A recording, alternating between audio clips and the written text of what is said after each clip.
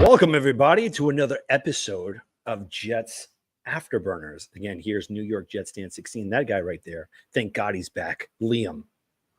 This guy. Let's go Rangers, man. And we Hell have yeah, man. Hell yeah. a huge guest, an enormous get from the Daily News, Mr. Antwan Staley. Thank you so much for coming on today. Yeah, no problem. Good to be with y'all again. Absolutely. And again, we're going to start off with an enormous question that's going and buzzing around all spaces. And that is, can 30 golf players play in the NHL? Golf players? Probably yeah. not. No. Why not? No. I mean, kind of a reverse Happy Gilmore, you know what I mean? No, I mean, NHL, it takes so much skill. Like, you got to learn how to skate first. If you can learn how to skate, you can. That's like part of the battle, and then that to be so skilled at what those guys do. I mean, it's just phenomenal. I mean, I think hockey is one of the toughest sports to play. I mean, you can rank it up there with boxing. Football is obviously there, but no, absolutely not. Absolutely, my man. So we're going to go on with some questions here. All right. Now, as you know, that there's a lot of hype going on with the Jets here. Now, do you think it's a bad omen where the Jets right now, off-season champions, are labeled as legitimate Super Bowl contenders? I don't know if they're Super Bowl contenders. I mean, I still think the Chiefs are the team to be honest with. I mean, I don't even know if they're the best team in their division right now. I still think Buffalo. I think till proven otherwise, I think the Bills are still the team to beat. Now, I think the Jets have put themselves in a position to make a run in the playoffs potentially. But to say Super Bowl contenders, like I need to see it first before I can, actually label them that. Because we did the same. People did the same thing. I didn't do it, but people did the same thing last year, and then look how the year turned out. Although I feel like this team is much better placed than what they were a year ago. Yeah, honestly, I'm more concerned about Miami. I know you covered the Dolphins for many years. I'm more concerned about the Miami Dolphins than I am the Buffalo Bills. I think that they are going to, and not even just being like a biased Jet fan, I think that they're going to take a significant step backwards. I mean, the amount of players that they lost. I mean, you're replacing Stephon Diggs with Keon Coleman, who I did like in the draft, but I don't know if he's a number one. I mean, there's just a lot of unknowns. The amount of players that they lost on defense, it's concerning for me. If I was a Bills fan, thank God I'm not. I think it's concerns with all the teams in the division, to be quite honest with you. You look at the Jets, they're relying on a lot of people to stay healthy. Obviously, that's probably not going to be the case. Injuries are going to happen, so you can hope they can ride that storm and navigate it the best they can. Obviously, the last couple of years they hadn't been able to do it as well. You look at Buffalo, as you talked about, Stephon Diggs. I don't think that's a big concern to me because they really weren't using him late in the season anyway. Once they made the change to Joe Brady with the offensive coordinator, they started to rely more on the running the ball there. They got Ray Davis from Kentucky. I definitely think they're going to put more of an emphasis on running the ball and using 12 personnel with the two tight ends with Dalton Kincaid and Dawson Knox, and just kind of let Josh Allen do his thing. And I think he's in a good position to do that. Miami, you bring up a good point. Although a friend of mine who covers the Dolphins said on Twitter, he feel like their roster is better than what they were a year ago. And I don't see it, man. I think offensively they're going to be good. We know they're going to score points, but defense, can they stop anybody? And then Chubb is coming back from a major injury. Right. Phillips is coming back from a major injury.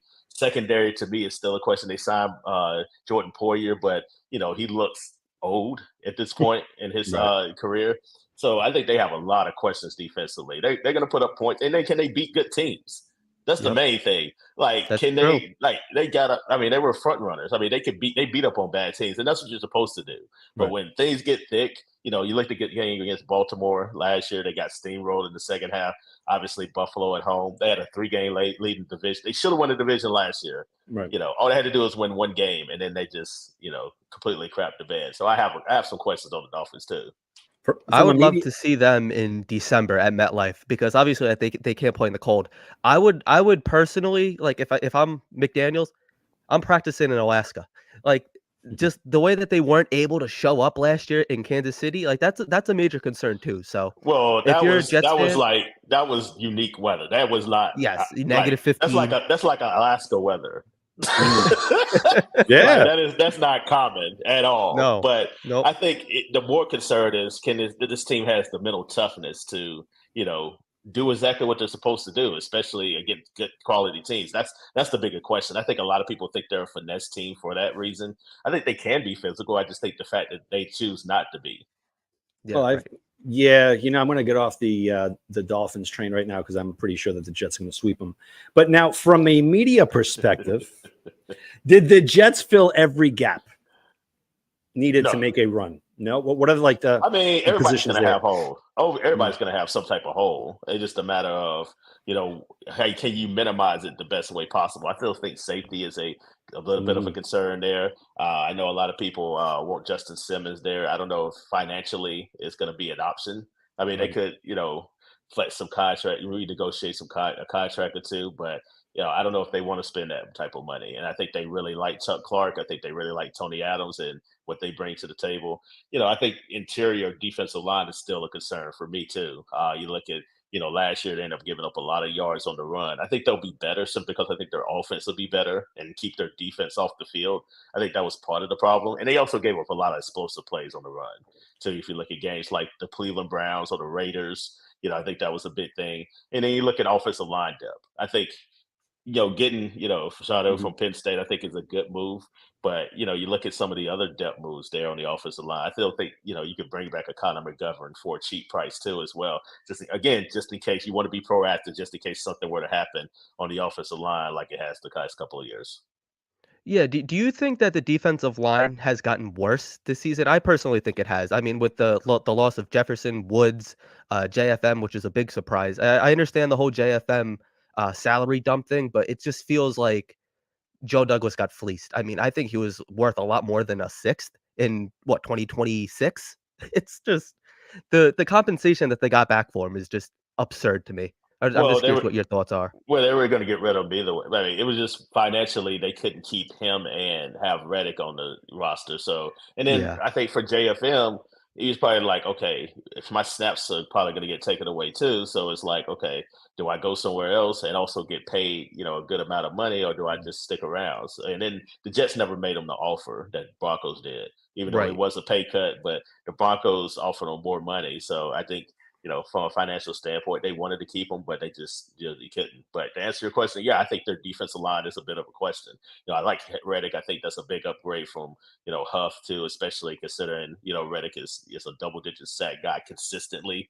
Mhm. As opposed to Huff, who just had it for 1 year. But yeah, I mean, you're hoping for a big year from Jermaine once again. You hope Will Yeah. McDonald gives you anything.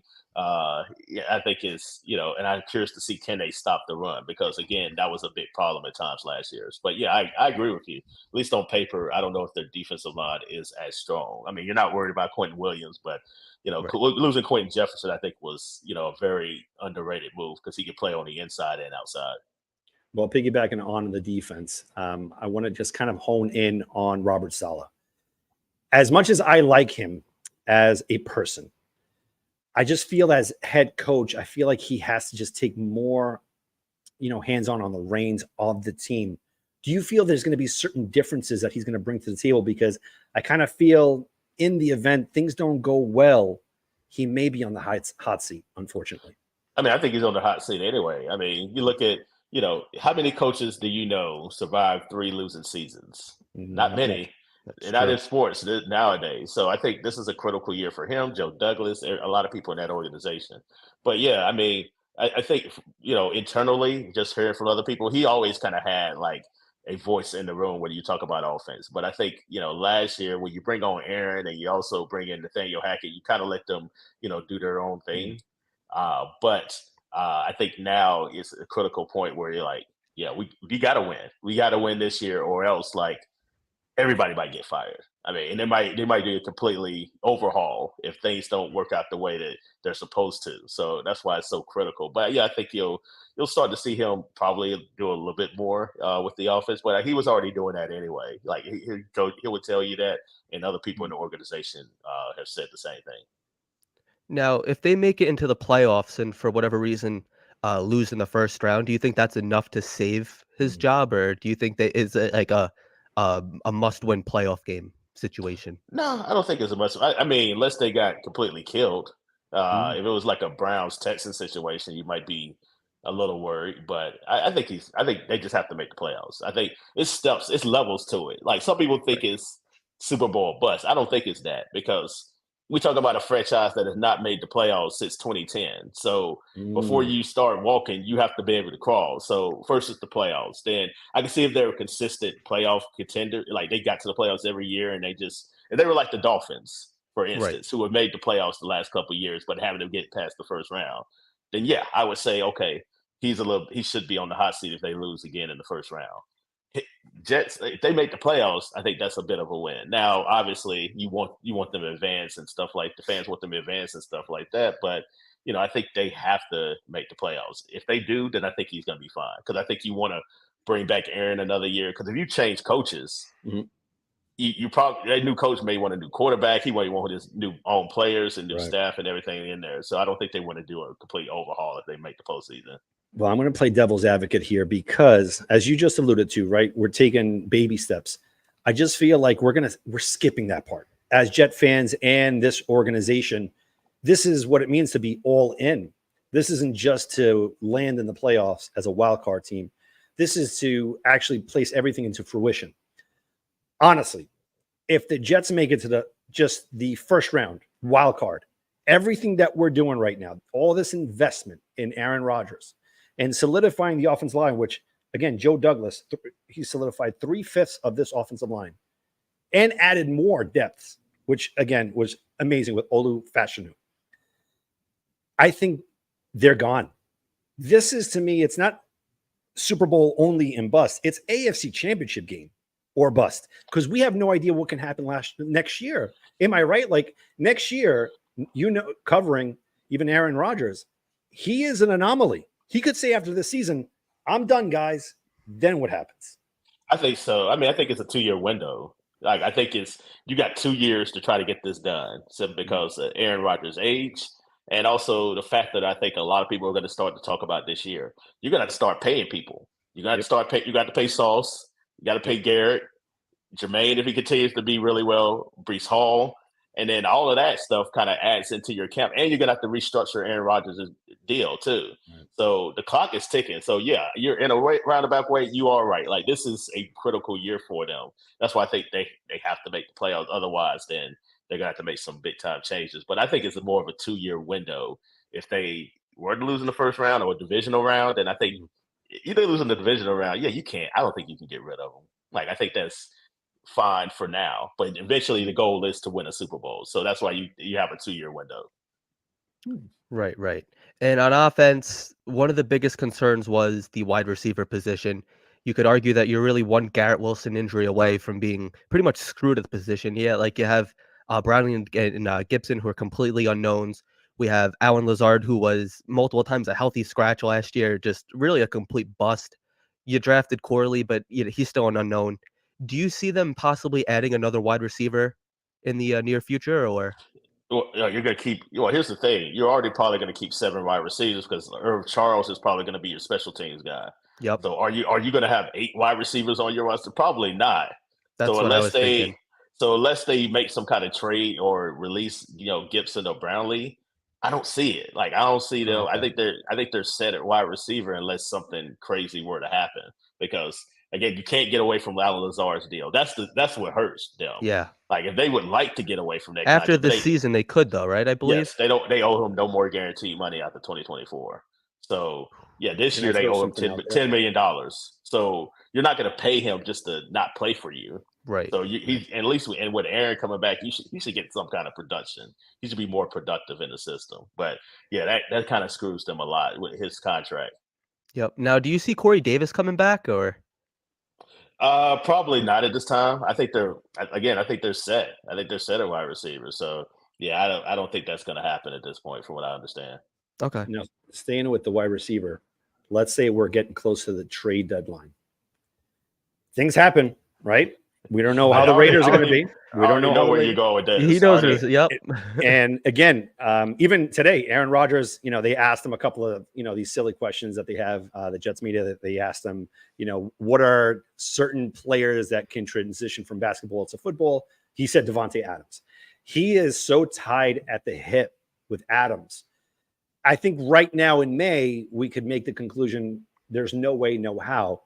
But in the event, let's say if Vegas is not doing well and they have this complete overhaul next year, what can we do in order to trade for him? Is a second rounder enough to give up? Because for me, I couldn't care less anymore about draft picks. I'd give them a 1 if that is the missing piece to make a Super Bowl run this year. I think here's the thing, though. It's the factor that nobody's considering. He doesn't want to go anywhere. He's happy at where he is. Remember, he wanted to go to the West Coast, go back close to home. Mm-hmm. So as long as he's happy, I don't see him moving at all. Now, obviously, that could change, especially if the Raiders were to be, horrific, or, he'll decide, he wants to request a trade, or maybe they talk to him about it. But as of right now, and I know multiple people's either covering the Raiders or inside the organization, he's happy. He wants to be there. He loves Antonio Pierce. Now, if Pierce wasn't there, then I think that would be a whole other story. Great but point. He was an advocate. Him and Max Crosby were like the biggest advocates for Antonio Pierce getting that job. So I think right now he's currently happy where he is. And he's getting paid a lot of money. And I think, for the Raiders, they're not a team that's going to compete for the Super Bowl, but I definitely think he's enjoying being a Raider at the moment. I hope the Raiders tank. I really hope so, because I want him on the team. I think the Raiders will be a 7-8 win team, and that's probably it'll be good enough to keep him at least until next offseason, maybe. Because I think next year will be the last year of his contract. So maybe then they decide to pull the trigger. Absolutely. Now another position I wanted to touch on was the running back position. They obviously drafted the 2 running backs in the draft. You have Izzy Abadakonda, who nobody really knows what he's going to be, and then you have Breece Hall. Do you see a situation in which they draft a veteran running back? Oh, you mean sign a veteran running back? Yeah. I'm sorry. Yeah, sign a veteran. Probably. I mean, they drafted 2 they selected 2 in the draft, so probably not at this point. I think they're content where they are. Getting Isaiah Davis and obviously Braylon Allen from Wisconsin. I definitely think it's somebody they really like. He's young. He's 20 years old. I love drafting young running backs because you just let them run and go, and then they do their thing, and then you can replace them. So I think prior to the draft, I would have said, I would have thought maybe, Ezekiel Elliott might be an option, but of course they went the young route, which I don't think there's nothing wrong with that too at all. Yeah, I don't think so either. He's a bowling ball. Braylon Allen? Allen. Yeah, he's definitely. I really like his game. He's really productive at Wisconsin. Very much. Now, do you think that puts Izzy on the bubble? I can see them keeping 4 running backs potentially, but I think the biggest thing with him is proven pass protection.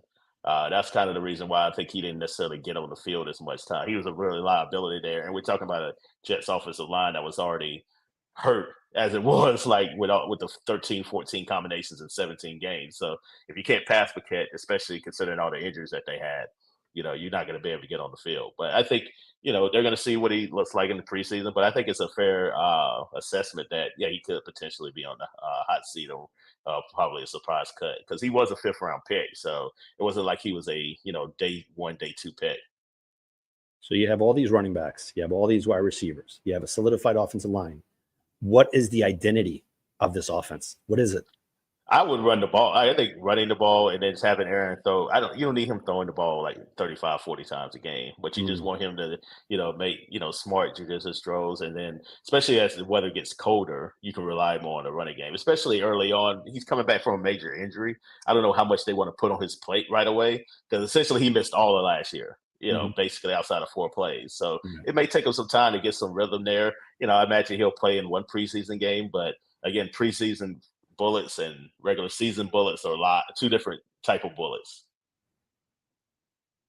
Now, how close? I'm going to just preface this one because, again, the Ranger game, they're probably going to be coming out of intermission very soon. They're already out. Yeah, they They're already out. They're They're already out. Sorry about Yeah, that. I'm trying to pay attention to try to and listen to your Me and questions you both, let brother. this. No worries. Now, in the event, we have a AFC Championship game here at MetLife, Jets versus Kansas City.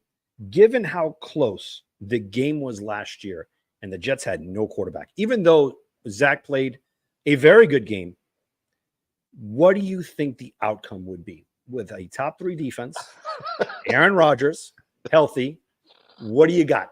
I have no idea. Like Yes, you do. me, Yes, you you do. asked me Yes, to you be do. Nostradamus. I have no Yes. clue, man. But I'll tell you this: I'm not going to go against Patrick Mahomes and the Chiefs. Like especially him doing what he did last year, where they went on the road to beat Buffalo and then Baltimore. Yeah, I mean, I don't know if they're going to repeat for the. I don't know if they're going to have a three-peat. I mean, I think that's very hard to do in any sport, more or less the NFL. But yeah, it's hard to go against that guy, man. I know. He's like Jordan. Oh, I mean, man. he's a dream killer. Wow. Nah, that's high for me, man. That's a little high. I still have Brady up there. Oh, Brady's still the He's- GOAT as far as he's- quarterbacks. It's no he's a- question. But But this Mahomes, guy is coming. This guy's gonna. he has I a don't know how many trajectory. championships he's gonna have when it's all said and done, but I imagine at least five, maybe 6. We got a question from the chat here for you, Antwan. If the Jets had one more free agent move, who do you think they'd sign? I think I would probably say, like I said before, probably like a Conor McGovern, somewhere to kind of, a little bit more of a cosmetic move on the offensive line, just simply because you want to keep adding depth there. And I think nobody signed him. They could use Schweitzer at backup center, but I definitely think he'd be a good addition, especially considering, something were to happen to Tippin. He could just slide right in and, he could play pretty well. Now, I'm going to kind of tie this all together. We're going to just wrap it up. Now, on Saturday, we had the pleasure of having Craig Carton on. Okay. He threw a huge nugget, enormous. And he said, no one's talking about it right now. He stated that, again, I'm prefacing it right now. The days of the New York Jets playing it in Jersey are about to be over. So now you have the NYFC club being fully funded by Abu Dhabi, that they're building right next to Citi Field. If there is an opt-out, do you think the Jets are moving back to Queens? I've heard, to be honest with you, I'm not so sure because I think Woody, it's about it's all about taxes. I think taxes plays a role in there too, but you want the Jets to have some type of identity, and moving there would definitely help with that. I just think they're fine as of right now. Now, eventually down the road, yeah, I think they should. I think that'd be a really good move for them, maybe like 10, 15 years. But I don't know. I don't know. I don't know if it's going to happen. Probably as soon as people might think it might happen. But they should. They definitely should at least consider that. Do you think that their practice facility plays a big role in it? No, not necessarily, because I mean, you look at where they used to practice, and then they still played at MetLife or in the Meadowlands. I mean, heck, they were all the way up there, Hofstra at times or whatever, or Cortland. So many memories. I don't think it necessarily plays a role, but it's something you can consider. Because that was $75 million to build that. Was it funded by Atlantic Health, or was it dished out by Woody? That I'm not sure. I have to get back to you on that. That I'm not 100% sure. I'm sure it was funded by us. It was funded by us. You're welcome. I'll ask and get back to you on that. I don't want to give the wrong information before, I have a thought, but I'm not 100% sure. No worries. Now, again, we have to just thank you so much, Antwan, for just taking some time off of your busy schedule and just making some time for us guys, man. Yeah, no problem, man. It's good to be on with you. Yeah, of Absolutely. course, Antoine. Thank you so much, man. Y'all take it easy. Take it You easy. too. That was cool. All right, I'm going to open it up to the chat, but I do have a special guest. I threw it out there. So, AJ, if you're there, click on that link. We'd love to have you on. So a lot of good stuff right there from Antwan Staley. Man, I mean, you talk to Jet fans, they have a certain mindset. And I know my mindset. It's almost the same way, right? We're going to win a Super Bowl. Then you talk to the media, they don't look at it that way. No. They're very objective and high praises still to Buffalo, even though, again, Liam, you pointed it out, they lost a lot of players, a lot. And then Miami, he's biased. He's a Dolphins fan. I'm pretty sure he's either a Dolphins fan or a Carolina Panthers fan. I knew he grew up in Carolina. We should have asked him. No, I think they can't. I think they can't answer that. But I think he's a Dolphins fan. He's not going to be a very happy Dolphins fan this year, especially when we sweep them. See, like, I don't know. It's in my opinion, I'm more afraid of the Dolphins. I mean, I get it. Like, their defense isn't what our defense is, but really nobody's defense is what our defense is. Maybe unless you're Cleveland. But Yes. with that being said, their offense is very scary. They have a lot of weapons on offense, and we saw what Tyreek Hill did with an injured ankle last year. He didn't miss a beat. Right. You add Odell Beckham, I get it. He's not the Odell Beckham from 10 years ago, but he's still good for 400 or 500 yards and maybe 2 touchdowns. Like, and if anybody could elevate his game at this time, it's Mike McDaniel. Right. As quirky and as stupid as he is, I can't stand the guy. I don't think he's funny at all, personally. And that's not even being biased. I just don't. Maybe it is. I don't know. Right. I don't Right. care. He knows offense. He knows offense. I would love him to be our head coach. I wouldn't. Wow. No, he's brilliant, dude. Dude. Look, this is how I look at it because I used to scored again 2-1. Freaking A, baby. My whole thing is you have a great offensive mind like that, and what he's getting out of Tua. And now there are whispers that they may make Tua one of the top 3 most paid quarterbacks in all of the NFL. That is insanity, dude. Yeah, it is. Like, I'm not knocking his coaching. Like, the way that he's been the way that he's been able to elevate that team is very impressive. Right. There's no doubting that. And I get like what the general consensus around the NFL is right now, especially with the beat reporters and just like the way that people are looking around the NFL. It's Buffalo's division to lose. Right. That being said, I think they're going to lose it. And you can't count out Josh Allen. I'm not going to say you can. You can't. He's huge. He's a great quarterback. I just don't see the weapons there. That's the biggest thing. It's like it's Josh Allen and who? Right. But our special guest is on right now. If Dan, I will give you the honors. All right. Sounds like a deal. Now, here we're going to bring up an excellent Jets fan, like beyond, and he is beyond talented. And we're going to get into that in just a second. Welcome to the show, AJ. What's going on, my man? It's going good. Everything good? You're a big Jet fan or what? Yeah, I've been a Jet fan my whole life. Ever since 2017 when I first like watching Jets with my dad. Yeah, AJ. I mean, I have plenty of memories watching with my dad as well. That's the way I grew up. And luckily, I was old enough to remember the 2009-2010 season. I'm sorry that you've pretty much seen nothing but bad Jets, since that. But I get a real feeling that things are turning for the better. Yeah.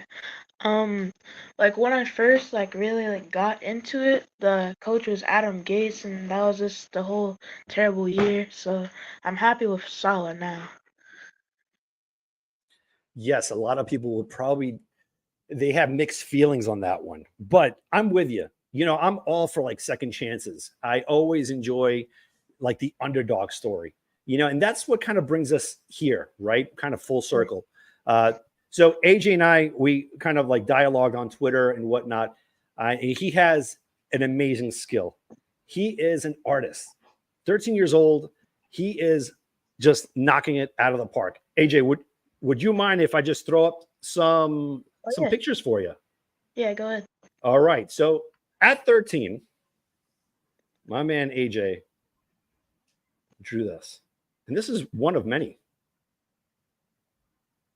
Dude, look at that. Look at the Wow. detail on that. Are you kidding me? Out of this world. You got to check this one out. Look. AJ, is Sauce your favorite player? Yeah, I have a signed Sauce jersey from when I went to training camp. Oh, wow. Dude, look at JJ. That's awesome. That is like out of the park type of thing, man. Like, when did you start drawing? Well, first, I just get bored, and then I just saw like Matt on Twitter. He does like a lot of like drawing stuff, and Lyle the Egg, he does like a lot of like edits for like Jets players, and I got inspired by them, and I just wanted to try it out, and a lot of people liked it, so I stuck with it. Well, a lot of people in the chat like it too. Everybody is just giving you an enormous thumbs up here. Look at Will McDonald. Like, yo, man, this is wild. Look at you. You got to draw Will McDonald jumping over a car now. Make it like a Cybertruck. I love it. And you got to see this one. This one with Joe Tipman this one to me takes the. Look at that. I love it. Look at that. That is cool. That is awesome. The reason why we brought AJ up as well is because sometimes it could be a very nasty world. And no one knows what happens on the other side of the screen. Right. Some people like to draw. Some people like to go for a run, or whatever the case is. And when you showcase your talent to the world, you're going to have a lot of people that are appreciative and some that just, again, I don't want to fight fire with fire, because that's not the way how I like to operate. How I like to operate is to showcase empathy and love and to put out the fire, that method. But with that being said, unfortunately, AJ got kind of cyberbullied in this. And that is a no-no in my book and Liam's book. He was shamed because of his artwork.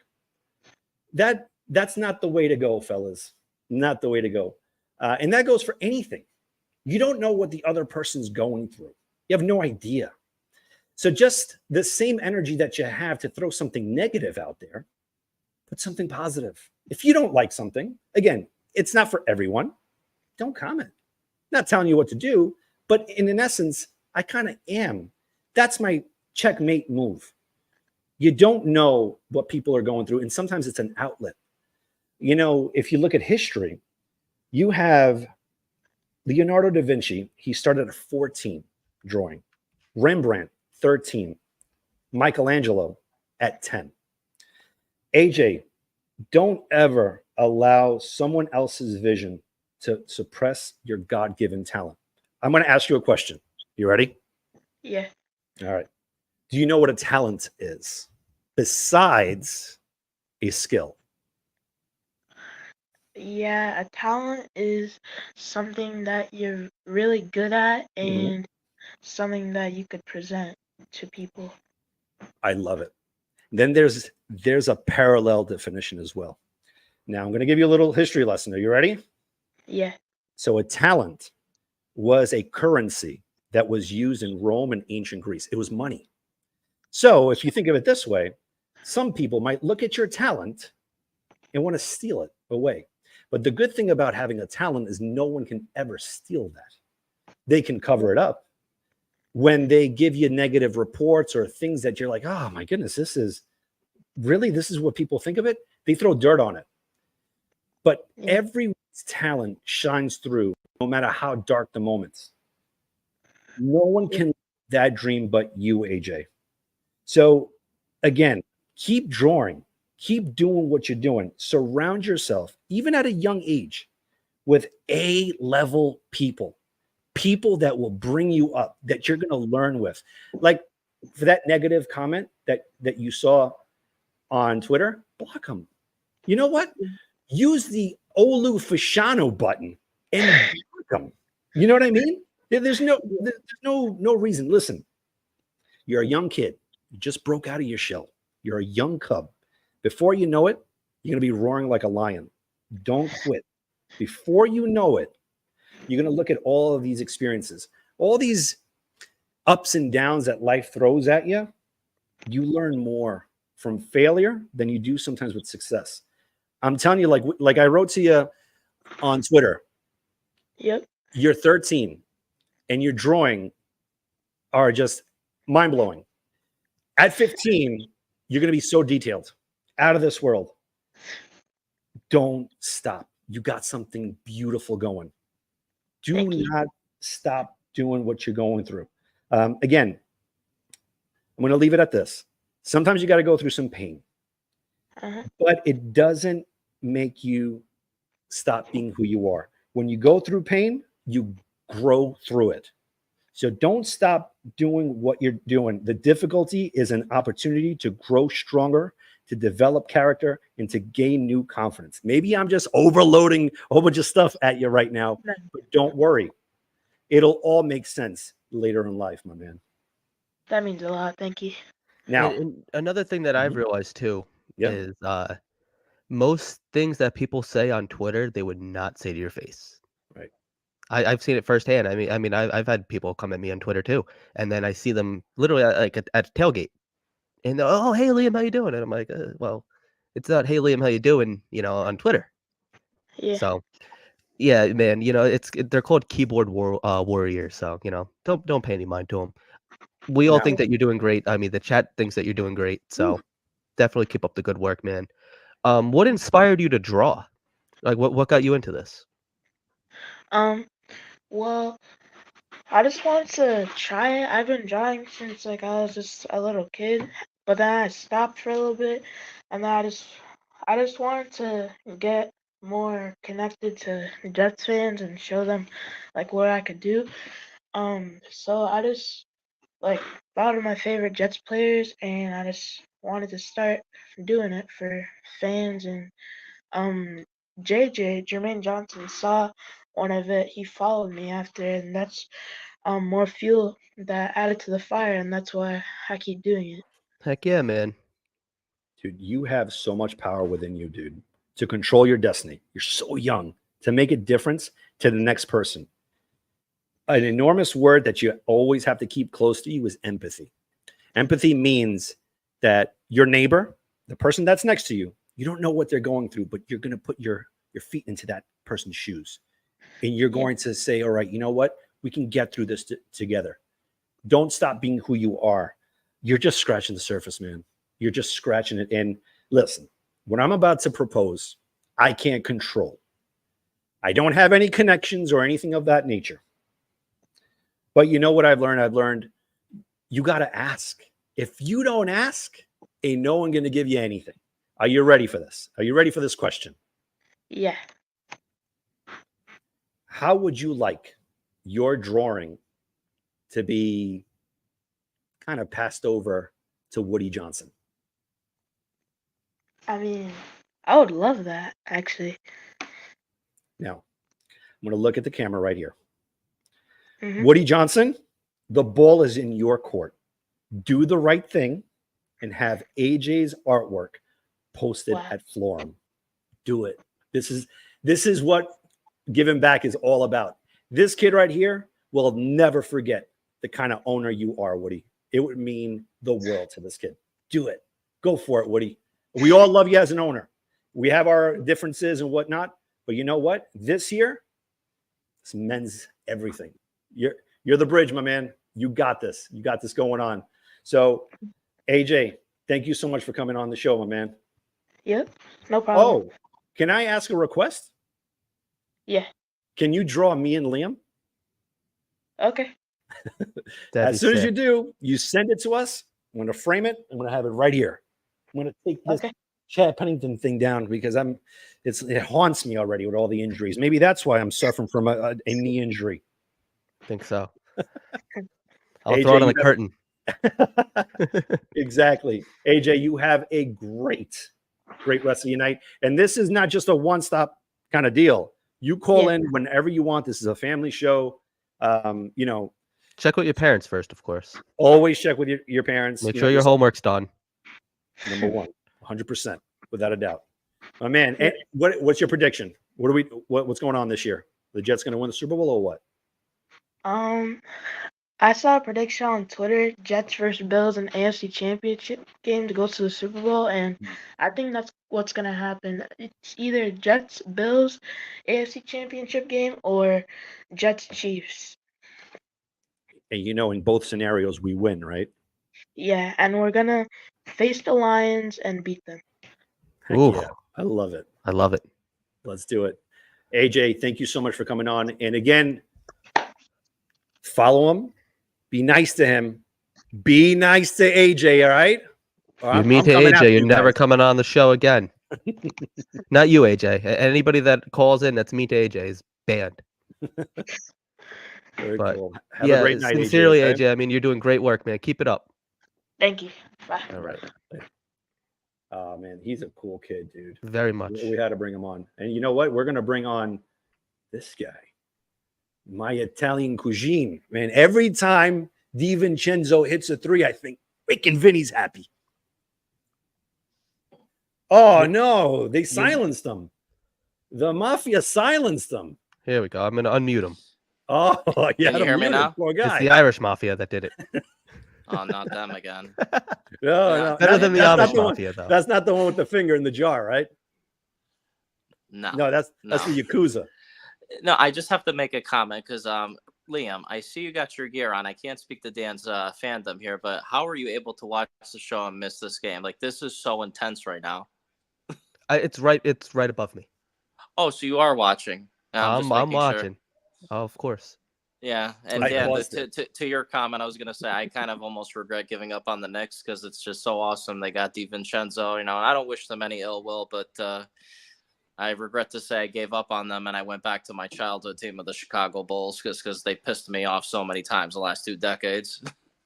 But isn't that the norm, right? For like even Jet fans, like I've had these discussions between my ears, and that's why my wife is like, you got to go into the basement because you cannot be around normal people. Where I'm like, all right, I'm done. I'm done being a Jet fan. This is beyond crazy. How in the world can they continue every single year to be on repeat? The stuff that I've seen with this guy at quarterback, Ken O'Brien, is being done again and again. And I'm like, at what point will it end? But I think we're going to have our Knicks moment this year, man. I think so, dude. Well, she'd get along well with my wife because according to mine, she says it's the same as WWE. It's fixed, and they know who's going to win and who's going to lose. She's like, how else do you explain why they don't win every single year? Well, I don't know about that one, but I mean, at least does she watch games with you at least? She's a trooper. I've brought her to MetLife, Yankee Stadium, Madison Square Garden. But in terms of losing her shit the way I do, Right. no. Same with mine. And with my kids, like the youngest one, I'm like, come on, man, let's watch the Jets. And she looked at me dead in the eye and she gave me the Varsity Blues. yes, it is. I don't want your life. So I'm like, all right, it is what it is. It's funny because when we were dating, it was the 2 years where we had our runs with Rex and Sanchez, and ever since then, it's been nothing but downhill. Yo, same here. You know what I mean?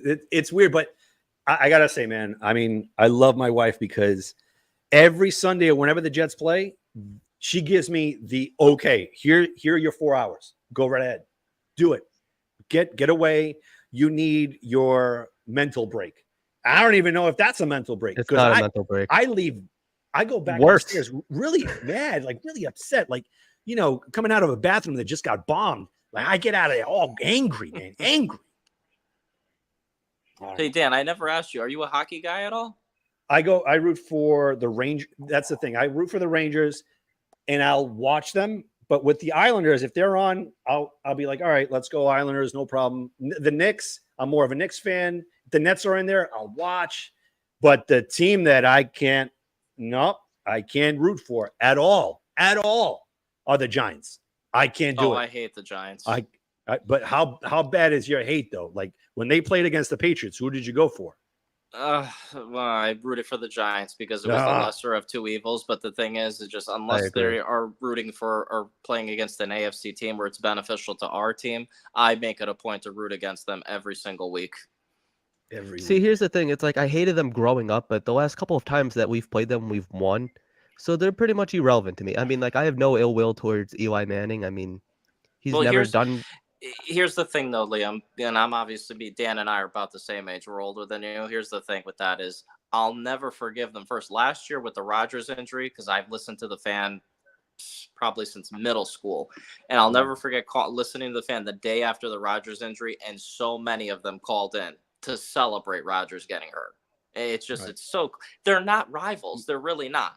I mean, No. I have a coworker in my office who's a diehard Giants fan, and when we traded for Rodgers, he said, let me tell you something. You guys could probably go 17-0 and win the whole thing, but guess what we're going to tell you? And I go, no, what, dude? He goes, 4 Super Bowls to 2.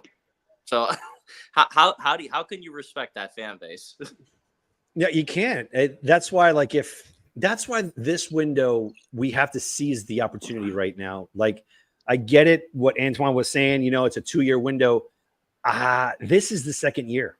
This is the second year, not 2025. That's the third year. This is the moment right now where Joe Douglas is putting all the chips in the center of the table. He needs to win the Super Bowl this year. That's my only kind of thought process. It's an all-in year, and you never know with Aaron, man. You don't know if he says, you know what, I'm done. God bless him. Do whatever you need to do, whatever it is. But he is 100% invested in this team. He is your Tom Brady of the Buccaneers, your Peyton Manning of the Denver Broncos. He's not our Brett Favre of 2008, where he's just playing 8-3. I'm just here throwing touchdown passes to Laveranues Coles, that 6 touchdown game against the Cardinals. Dude, imagine if he was like, all right, you know what? I want to stay here. No good. No good. What happened? The Rangers are losing. No, it's tied. Okay. All right. Yeah, there's still hope. There's still 1 hope. minute and 36 seconds. Although I will say this, I was in a space right before the game started. I said my prediction was Rangers win 3-2 in 1 overtime. So that's still alive and well. That was my prediction. Chris Nealon is my witness. Dan, I think you know who he is. Who's that? Chris Nealon. He's usually in our spaces. Oh, I know Kevin Nealon. He used to be a Saturday Night Live cast member. I'm really friends with him. He's very funny. All right. Since we're talking about spaces. Oh, no. Bad words. See, selfishly, I love when the Rangers play the Canes because I'm an old school Whalers fan, and I never forgave them after they left us in '97. That was my team growing up. Armand is an anti-Ranger fan. Yeah. Good. See, Good, that's the thing. That's Even nice. like with like Elmo and like Armin, it's not even like they just hate the Rangers, and it's like.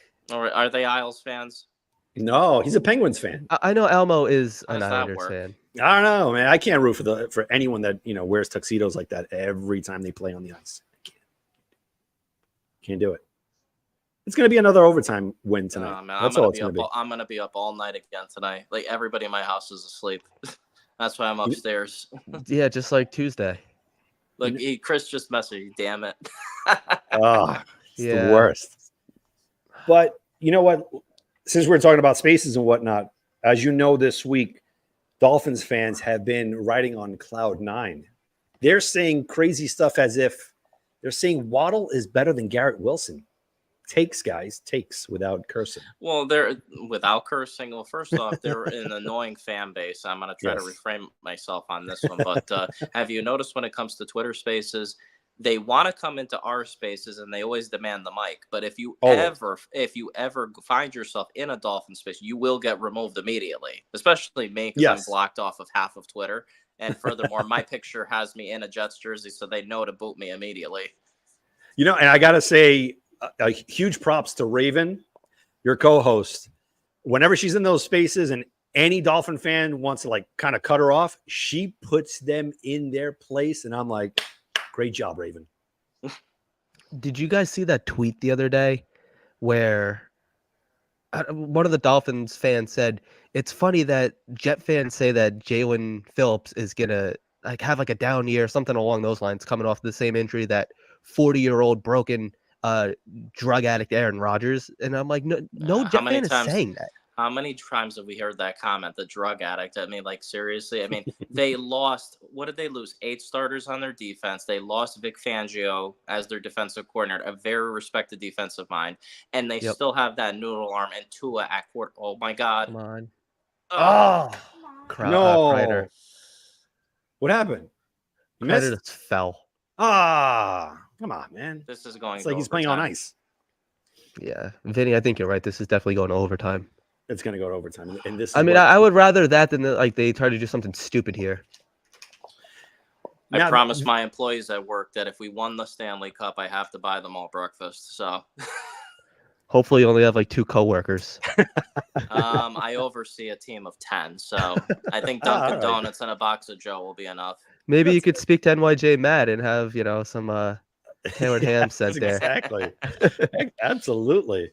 Now, you know what the beauty of this whole thing is? The Rangers are playing. Knicks play tomorrow night. The town of New York is lifted. And as Jet fans, not that we're jealous, but we can see what kind of a town this can be. Now, I'm going to ask you guys a question. What would be the biggest parade? What would be the absolute Jets. The Jets. Not the Knicks. Jets. Like No. look at the Knicks. The Knicks fans I agree. right Nets. outside of MSG. I agree. Jets.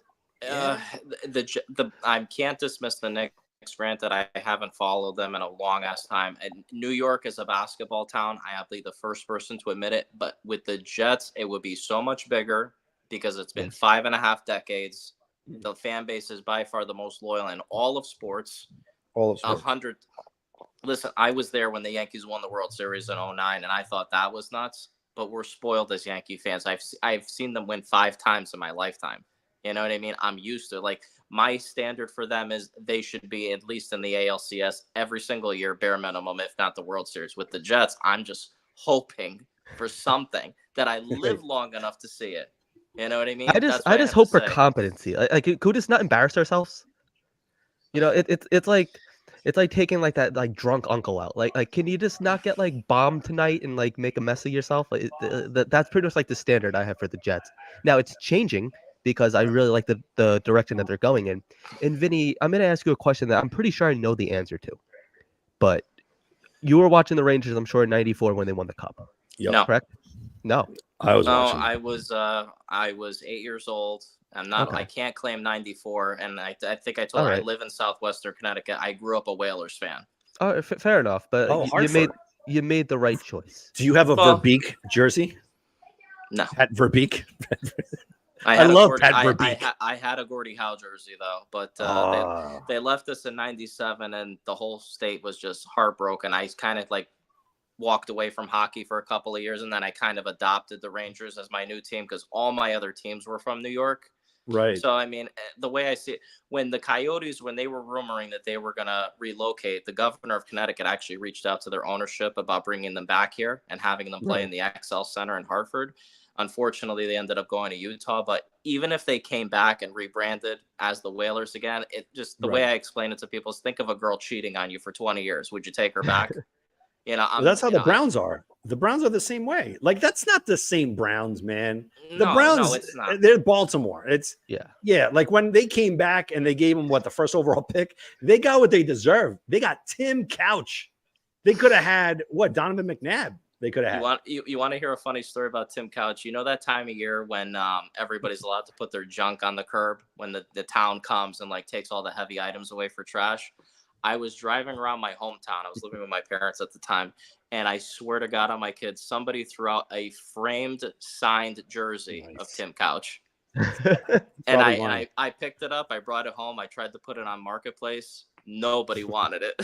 No. You had to pay someone to get that. Dude, I had a couldn't Tim have- Couch jersey. The Yeah. jerseys growing up, like now I can't, right? I can't buy any other jerseys but the Jets. But growing up, I had, oh man, you guys are going to slam me on this one. A Drew Bledsoe one, Tim Couch, Rick Meyer, Steve McNair. And then I had one more. I'm going to stop right there before we start losing subscribers. I can't believe you wore jerseys of other team, Dan. That just seems so out of character for you. It was the quarterback. It was the quarterback. Like I played quarterback at high school, then semi-pro. I always enjoyed Like even Jeff Really? Blake. Like I I remember followed Blake. him, you know, when he was drafted by the Jets from East Carolina, and he was the backup quarterback to Browning Nagel. I always find a way how. Oh, just FYI, we had Marvin Washington the other day, and speaking to him, he said he's going to try, man. Dude, this would be a dream come true. I would love to speak to Browning Nagel. And Whisper is just That'd be huge. No, the only non-Jets jersey I've ever bought in life, and I won't get rid of it for obvious reasons, is Pat Tillman. That's the only one. Yeah. And the reason I bought that jersey is because I come from a military family, and all the proceeds from those jerseys at the time of his passing went to his charity. Right. Now, Vinny, the question I wanted to ask you before we got off topic here, since you didn't watch in '94, but you know the significance of it. The guarantee, of course. I know the whole story. Yeah. Now, what would be bigger? Do you think it's bigger that Messier won the Cup with the Rangers or Rodgers winning the Super Bowl with the Jets? That's a really good one. And the reason is it's two different stories. With Messier won 5 cups in Edmonton, but he's always remembered as a Ranger because if you win in this town, you're a legend for life. Yep. Automatic. And Messier is on the screen all the time doing, shows with the Rangers and everything else. So yeah, you're absolutely right. But here's my thing with the whole Rodgers thing and the Jets. Football is my favorite sport. I played football my whole life, high school, just like Dan. They're my favorite team out of all my teams. But here's the thing. But my concern is if we win with him, that's what we all want, at least once in our lifetime, is it going to be more about the Jets winning the Super Bowl finally, or is it the story going to be it took Aaron Rodgers to win the Super Bowl for the Jets? I'll take it. I'll take both. I don't think it matters. Yeah, I'll take both. I mean, and not piggybacking off of the Messier thing, and you bring up a great point. When you think of Messier, you think of the Rangers, not the Oilers. And the Oilers, they had great freaking players. I mean, Gretzky. What's the other guy's name? McTavish. A whole bunch of great ones. What's the other one? The one with the I can't remember. But if he would ever win a Super Bowl with the Jets, forget it. I don't think the Packers would claim him. And I'm going to tell you why. I think they will always claim Favre, no matter what. Rodgers, he has been asking the Packers for the longest for weapons. Again, when he was a high horse, 2011 all the way through, they would not draft anyone except for Devontae Adams. That's it. Randall Cobb, great, which I think Corley is going to be him. It's going to be Corley's Cobby. Yes, that's what I see. So to answer your question, honestly, to your point, sorry, you didn't ask the question. I'm just making it into a question. I honestly think both of them would win. Because who cares? So we could say the same thing about the Giants and whatnot. Oh no, the Buccaneers. It took them to get Brady in order to win a Super Bowl. It took them to get Brad Johnson to win a Super Bowl. Screw it. Let's do it. But the thing that I love about that I relish with the Brady thing is forever and always till the end of time, the Pats fans have to share his legacy with the Buccaneer fans, because one day they're going to retire Thomas Brady down in Tampa because he still got him a Super Bowl. Right.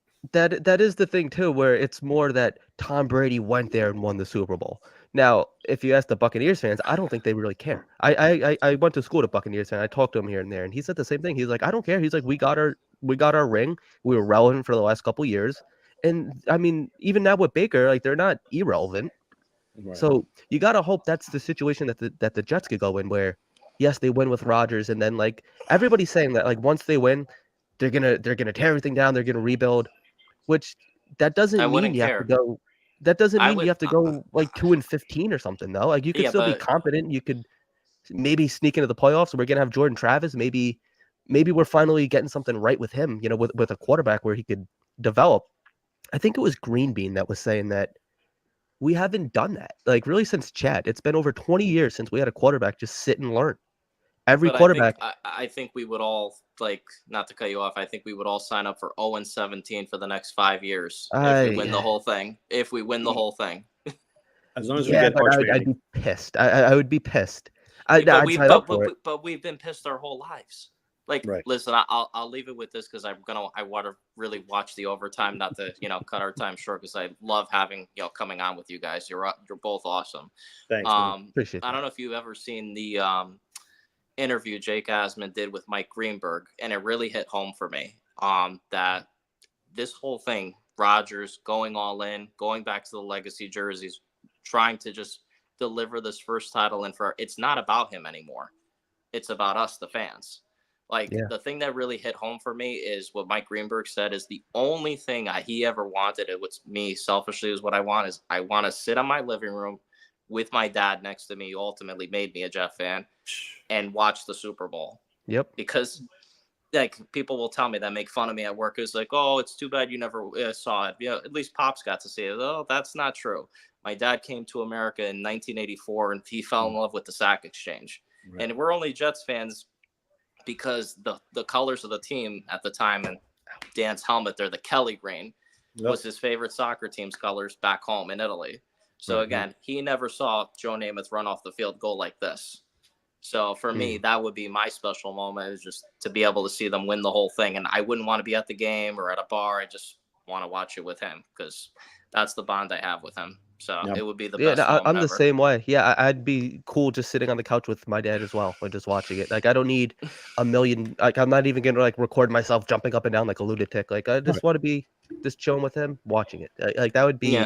Yeah, I agree with you 100%, man. And Liam's met my dad because yes, I when have. we all got the together, hot dog. we all He made me a hot dog. Yeah, Dan, he would not let him go unless he had something to eat. Typical Italian fashion. Yes, very Italian. Like, you're right. I was at Let's Talk Jets. I was eating Kevin's food. Kevin was making steak, I think it was, and I had just filled up on steak.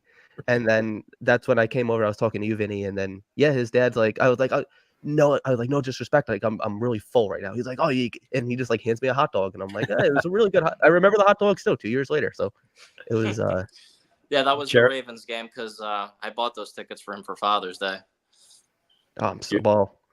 Yeah.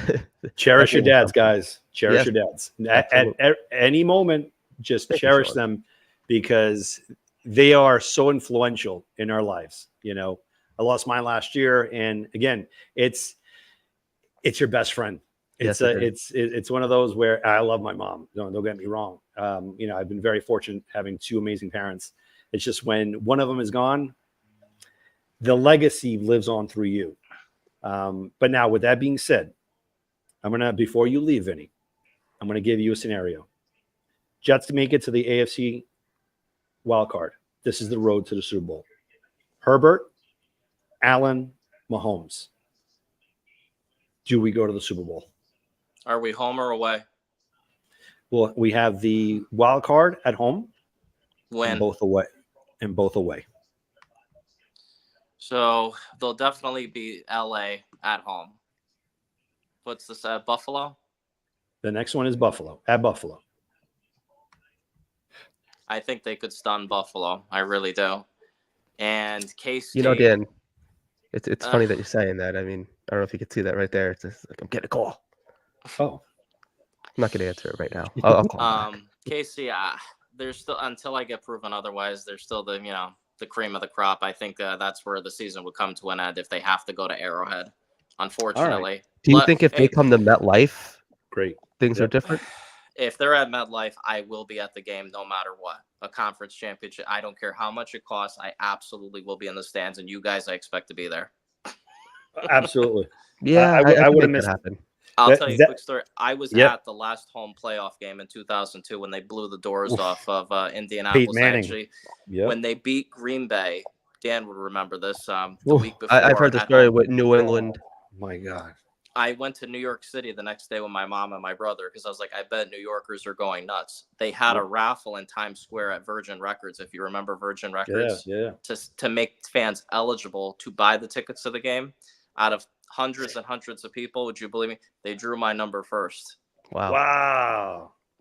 Yeah, Virgin Records isn't there anymore. Nope, it's gone. I've never even heard of it. I always tell people that's the loud. That was at the old Giant Stadium. It was so loud. Mm-hmm. My seat beneath me was actually shaking. Yep. Yeah, I felt that as well when I went to go see the Jets Jaguars in '98. Same thing. Oh, you were there, Vinny? Yeah. That was the Keyshawn game. That was the Keyshawn where he scored a touchdown, ran for one, and did an interception. Yeah. That was the best game. I went there with my brother. Oh my God, that was a phenomenal one, man. Huge, enormous. This tattoo is sick. I'm looking at it here. Like, yo, dude. I want something like that. Like if they do win the Super Bowl, yeah, like I'm probably gonna get something like in here. Oh, yeah. I already have up here, so I'm gonna get something. That's my Either plan. that or Vera Tucker. That'd be cool. That'd be cool. All right, fellas. It looks like they're gonna start in a minute. So Yep. Go Jets. Vinny, thanks, Let's man. Go Rangers. Yes, sir. Anytime. You guys are the best. Yep. Thank you, man. We're gonna bring on a hater now. I'll see you in a bit, Vinny. All right. So He looks like he's sleeping. no, he's wide awake. The one that's sleeping is the penguin on his shirt. All That's right. Here we go. Yeah, Without there- further ado, Armand, look at this guy. I'm the spoiled Penguin fan. I admit it. I'm spoiled. 5 Spoiled from Stanley what? Cups in my entire lifetime since I'm a little kid. Mhm. Nah, not this year. Don't we have 4? Yeah, because we're the second oldest team and we have no cap space, and our coaching was horrible. Our power play was dreadful. Oh, Sean. Wow. Hold on. Bring it right there. Talk to me when you win a Stanley Cup in this generation. I don't have a Plan on tattoo, but if I did have a tattoo, I would love to tattoo my face on my face, but like a degree off, and just stand outside of 3D movie theaters. So when they come out, they're like, "Whoa, what the freak is that?" And I'm like, "It was worth it. It was completely worth it." Armin, do you have any tattoos that we're allowed to talk about? I have no got the tattoos Gonzo? at all. Gonzo out. Okay. Okay. I have no tattoos at Family all. friendly show. Oh yes, 100%. If I do, actually, when I get more skinnier in my weight loss and I feel comfortable, I will get a tattoo. I do believe tattoos are a work of art, so it has to be something that I really, really want, Well, you are doing a great job with that, so keep that up. and that I'm 100%. 100% okay with for the rest of my life. Yes, Do you know what you want yet, or? trim stamp. Not really. Mom with the heart with the Trim- arrow going through it. I'm Tramp Irish, stamp, so I got my it'll be family the Jets crest. and Mets I logo don't as e- the tramp stamp because I they're got the my ones family that keep, crest right here. I love it. Now let me throw some scenarios. That'd out be there. a cool tramp stamp, actually. Like the current, like the old school or current Jets logo, like right above the butt crack. That'd be a cool one. Right. That would be the The coffee. Jets and Mets for what they've done to Leaking. me. For Yeah, all you the- could get like that bridge logo that the Mets have too. The bridge right above the butt. That'll do it. I think so. Now, let's throw some scenarios out there. Is it a problem that we're raising the expectations of this season? Are we placing ourselves in such a predicament like we did last year? Like I have no other choice. I can't get into this season No. thinking, okay, we might win just enough just to get squeak by. No, What do you the, think? the No, Jets put us because- in that because- position. No, because so far this offseason, they have done right by us. They prioritize the offense. There we go. We won? Yep, 3-2. Are you Wow, let's kidding do it. me? Bye-bye. That's it. Hurricanes are a bunch of frauds. Very good. I knew it. I thought you I just knew it. booted him for good. No. I knew it was coming. I knew it was coming. Yeah. That was a good one. The Hurricanes are Good a bunch of censorship there, Dan. frauds. Very good. Yes, definitely. I know him very well. Yes. There we Now, go. Well, Beautiful. 3-0. And tomorrow the Knicks play, and they're going to be without Anunoby and possibly without Brunson. That to me is the big one. The Knicks could still have they win. announced what their injuries are? Or no, not yet. They Obviously did. not yet. I completely forgot. So if anybody in the chat knows the injuries, but Anunoby is probably going to be out this game, probably come back game 4 to complete the sweep, because that's how confident we are New York Jet fan wise and New York Knicks fan wise. So now with that, let's look at Robert Saleh here. If the Jets start 2-4, is there a head coaching change? No. Mid-season, no. I think that at the very least they're Because going to see it out this season with Rodgers. They're gonna at I least give also think- Salah that. You have to see how they got to 2-4 as well. How is the play on the field? If it's really bad, like, and they got 2 lucky wins and they should be 0-6, and maybe the noise is there to really fire him. Maybe, but I agree with Liam. I think they're giving Salah this season. If they consider that, I think they would definitely talk to Rodgers first and be like, "What do you think?" Because he really is the head coach. And as much as we don't want to say it, my scary situation is with that, Liam, is they promote Hackett and not Ulbrich. I don't think that they would do like Hackett. If they talk to Rodgers, he might convince them to promote Hackett and not promote Ulbrich. I would rather Ulbrich. I would rather Ulbrich because he has proven to me the past 2 seasons that it's not just the talent and it's not just the system, that he is a damn good coach. Because I've heard that argument before with 2 Nate years Hackett. ago, he was on the hot seat for me out of the entire coaching staff 2 years ago. They're gonna sell Hackett on former head coaching experience too. I mean, as terrible as it was, he's of course they would, and that he has Rodgers as his quarterback. Yeah. Yep. I mean, wouldn't you want to keep that? Like, let's say if we're 2-4 or 2-5, the season seems like it's getting lost, it's getting carried away, but you could kind of change things up. You could put Ulbrich or Ron Middleton in there as head coach and keep Nate Hackett and A-Rod, again, still eye to eye in that certain scenario. I mean, I don't see Nate Hackett becoming head coach. I don't know. I could see them going with Ron Middleton, but like I remember his press conference. Who did they play? Was that the Jaguars? I believe there was the Jaguars game where Jaguars, Joe's favorite team. And that being said, though, I remember his press conference, and I remember I was half in the bag, but like I was cracking up, like something he was talking about ducks and stuff. I'm like, I don't know what the hell this guy's talking about, but yeah. So I could see them. I think he's really just like a good hype guy, hit him if you're unsure, hit him. Right. I would take him. Maybe he gets promoted to defensive coordinator if Ulbrich was to be promoted to head coach. Who's a tight ends coach? I don't know what situation. His defensive scheme would be hit him. That I mean, that would be like his system. But what more do you want? Right. What do you want? Tell Quinn Williams, just go hit him. Tell Michael Flags everywhere. Yep. Yeah. Screw it. I mean, it would be like JFM never left. Poor guy, man. I think they did him dirty, man. They should have not let him go, especially for the amount that the Broncos are giving him and how they reworked it.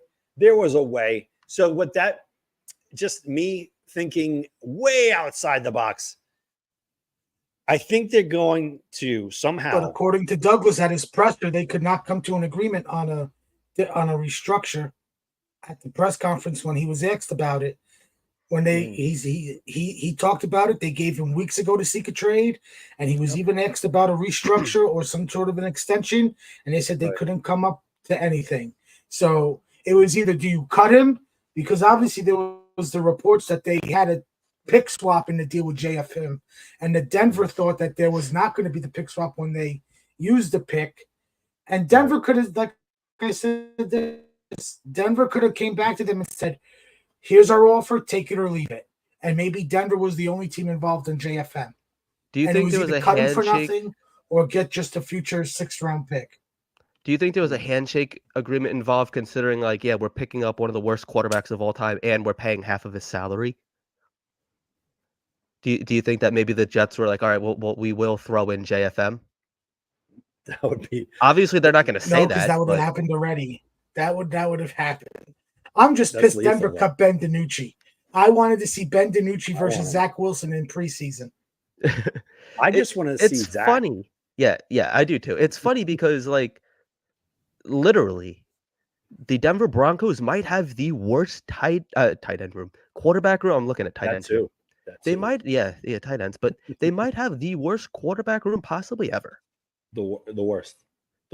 Way before Elway. And Zach Wilson lost his. He was good for number 10. He lost number 10 to Bo Nix. Yeah, Wait, I hope they give give him supposed to be number 10. Who? It was supposed to be Zach. No, Zach is normally number 1 or number 2. Zach was going to wear number 10. Why? No, he was gonna going to answer wear that. 10. I don't but know. now it came out that Bo is wearing number 10. Man, poor Zach, I mean, man. they He's got like the Rodney Wilson number Dangerfield. 3 Dangerfield. jersey already. They could give him number 3. Wow. They could give him Whatever. number He's 3. got to like get. his He's QB3 just got to spot. go with Sean Payton's wife, and then like Oh that'd my be God. considered as success. I don't know, but yeah, Bo Nix, Hang Zach Wilson, out with his son. that works too. That works Now, too. next week, we're having the schedule release. Who do you guys are looking at first week of the season? I'm hoping it is not a primetime game. I want my 1 o'clock or my 4 o'clock on a Sunday afternoon where I have my rituals and everything. I don't want Sunday night. I don't want Monday night. Obviously, we're not going to have Thursday night, but I do not want any primetime first game of the season. I get it. We're going to have primetime later in the season, maybe week 2, week 4, whatever the case is. Not week 1, man. Just normal. I think Just it's a gonna. normal I week think it's 1. gonna be a primetime game. Against? I'm hearing a lot of reports that it's gonna be away at Tennessee. I don't hate that. Right. I am licking my chops. That I sounds, really I want. saw that report. I saw I San want to Francisco. get the West Coast trip out of the way. I want West Coast out of the way. Now I know San Francisco is going to be a primetime game, so let's stay away from that. Give me Arizona week 1, 4 o'clock our time. I wouldn't mind San Francisco. I would. I wouldn't. Give me the tough ones, man. Give me the tough ones. It's going to be a primetime game, Dan. That's going to be a Sunday night football game. Oh, absolutely. Okay, you know what? I'll take it back. That I could live with. I could live could- with a Sunday night game. That's fine. I'll wait all day. No, it You've is been what it waiting all day is. for Sunday night. Yes, Carrie Underwood. Very Yeah. well played in. Excellent. I wanted San Francisco. I want San Francisco week 1 because I want the Rodgers revenge for the crap that San Francisco. You know all the And shit it's he grass. talks about them. And it's grass. So, I mean, even better. Now I would take Now- Arizona because I think they're a team on the come up. So like we could look at them. They're not a cupcake, but they're also not like The they're full that cake. team on the rise. Right. You know, I they're more like the personally pound want. cake. They're like the Enemans Right. pound cake. You know, I don't know if You many know. people don't know. I don't know if many people don't know this. It's fairly new to me. You grill those things up; they are delicious. I don't know if you guys have ever done it. What do you do? You grill them, throw them right Grill on a the grill. pound cake? Yes. Because it Yes. makes it healthier. I don't know if it makes it healthier, but You grill it yeah. instead of I'm deep telling frying you. it. Right. I don't know if you guys have ever tried it, but Sure. yeah, definitely check it out. I will But do it. I want New England week 1. I want to ruin a rookie quarterback. That's my goal. I have nothing against Drake May besides I just have to hate him because he's a Patriots quarterback. It's what you Right. do. I hate him. I want him to fail worse than Zach Wilson so I could laugh at him. Right. And Well, you know- they're forever gonna say, "Oh well, haha, you had Zach Wilson," and I could turn and be like, "Haha, you had Mac Jones and you had Drake May." So I would love to for go based nothing on more. Liam's thing. Give New England and give us Denver weeks 1 and 2 back-to-back home games. Yeah, I want to be kind of like Death from Family Guy, just going door to door. You know, I want to wreck Drake May first, and then I want to go to week 2 and just wreck Zach Wilson. Hopefully, he wins the job. Just so just to kind of. I don't know. I just get some like revenge, maybe like you suck for us. I'll stick beat your with ass," me. something like Week that. 1 Arizona, week 2 Can I- San Francisco primetime game. But you're telling me Give you me the wouldn't want to West Coast- just drop like a 50 burger on New England week 1, like really just like pump your chest out, be like, yeah, you guys are officially irrelevant now. Like your How about dynasty is this? done. How about Aaron Rodgers stays healthy for the entire goddamn game? That we Well, get. How about the we whole get- season? The whole season. But yeah, I guess we got to Let's start start off with the week game. 1. Let's My start uncle, with my week uncle was 1. saying that like the first 5, Yeah. like the opening drive, the first 5 plays just have to be handoffs to Brees. Can I be a thorn on both of you guys' sides here? I'm Why going to throw not? something out there. I know. Yeah, I was gonna say that too. Thanks. That's friends being friends. Yes. Listen, not for nothing. I know we're overlooking the Pats, and rightfully so. Right? They're rebuilding. They suck. We're gonna beat them twice. Watch we get them week 1 and like they beat our ass. I would. what I see with them, believe it or not, I see them being coached by a player that used to be in that kind of setting where the Jets suck. These are the Jets, guys. We got to beat them. This is it. This is our Super Bowl, whatever the case is. And I think they're going to play dirty. They're going to have that certain style of that Gerard Mayo kind of hit you late. We don't care about the flags, whatever the case is. I wouldn't pencil in a win just as yet, as much as I want to, as much as I'm like, all right, you know what? They have a rookie quarterback, but they have Jacoby Brissett, right? Brissett? Yes. So Yes. I don't expect May playing right off the bat, even though he's a top pick, and that's the normal kind of conditioned answer. You picked him high, you got to throw him out there. Get the kid in there for the reps. Yeah, I don't see them throwing them out there that quick. Like we were speaking to Marvin Washington earlier this week, and he also said the same thing. He's like, he doesn't understand why. Why is it such a rush to put these young kids out there with first-year head coaches? For what? If that's your investment, why do you care and give the fans what they want in the short interim? Look at the Jets, for instance. Freaking Sam Darnold. Complete failure, poor kid. Zach Wilson. Zach had no business playing for 2 years. Let's be honest. I get it. He was a second overall pick. He had no business playing. You don't get a kid right from BYU that you knew he was raw. And right there, here you go. Throw him out. Now, You played pretty well. A lot of people say, like... So, my response? Okay. You go, Liam. All right, I just have a quick question here. How different do you think Zach Wilson's career with the Jets would have been if Greg Knapp had not passed?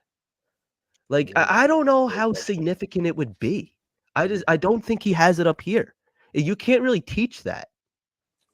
He has the physical ability. Could be he can somewhat throw different. a 50-yard bomb. He might maybe his rookie year he would look like he did this year. Like he wasn't absolutely terrible this year. Mm-hmm. Right. Like you could see that there was improvement there. So maybe that, but like I don't see him. Like I don't see him ever. I don't see the Geno Smith path. I don't see 10, 15 years down the road where he's like, oh, this is a serious quarterback that could not win you a Super Bowl, but get you in the playoffs. I don't see that happening. I think it's when it gets up here, he crumbles. That's just my personal opinion. That's what Greg Knapp would have done. Greg Knapp would have helped him up here. Right. I don't know if it's just like, I mean, like it might just be like anxiety. Where he's just like, oh my God. I don't think Zach makes that dumb, idiotic comment after the horrible game in New England with 2 yards of offense, saying it wasn't like. Remember when he said that stuff? Like it's not horrible. I don't. You can't do that. Like I'm can't not do it. Like I think Greg Knapp helps him mentally. Yeah. I don't know how much meant. I don't know. Dan, what do you think? Well, to me, piggybacking off of what you said, if Zach Wilson's second year was like this past year, there would be growth there. There would be some optimism with Jet fans. Now, the whole thing with the Jets franchise, the organization. And there's no Rodgers. Well, 1 second. Now, the thing is right now, the organization, the owner, the GM, and the head coach, all 3 of them that were there involved on drafting Zach Wilson, they have to learn from it and not do the same to Jordan Travis. Now you're saying, all right, but there's no way he's going to step on the field this year. Amen. Checkmate right there. God forbid Aaron Rodgers goes down, maybe for 3 games or whatever the case is, and then Tyrod goes in there and he gets injured. You better have a contingency plan. Jordan Travis should not even see the field this year at all. 100%, nothing. There should be someone that you can dial automatically. Trevor Siemian. You know the system already. What's his name? Rippon. Mark Rippon's nephew. Coleman, you play. Jordan Travis should not see the field up until maybe 2025 if Rodgers leaves, because that 1 year is a huge difference maker. Huge. You can't do that. If Tyrod goes down, even if Tyrod gets injured and is out like 6 weeks, don't put him in. Call the veteran. If this is an all-in year, and you know for a fact, No, you can't throw the kid out there. If you're going That's to throw the kid asking out there, Dan. Like the veteran Dan. quarterbacks that are going to be out, there's not going to be a Wentz out there, like there was last year. There's not going That's to be why a you Colt put them. McCoy that was out. You put them on the practice field. Maybe You maybe you make a Rippon, call you put to him on the Denver practice for field. Jarrett Stidham. No. Then you're going through another enormity of craziness of getting Stidham in here, learn the playbook. We need you this week. Look at all the quarterbacks that they had last year. But you're doing the same thing with the veteran you're going with the veteran off the street that hasn't played in weeks or months. Not necessarily. That's why you have to have that certain plan in place.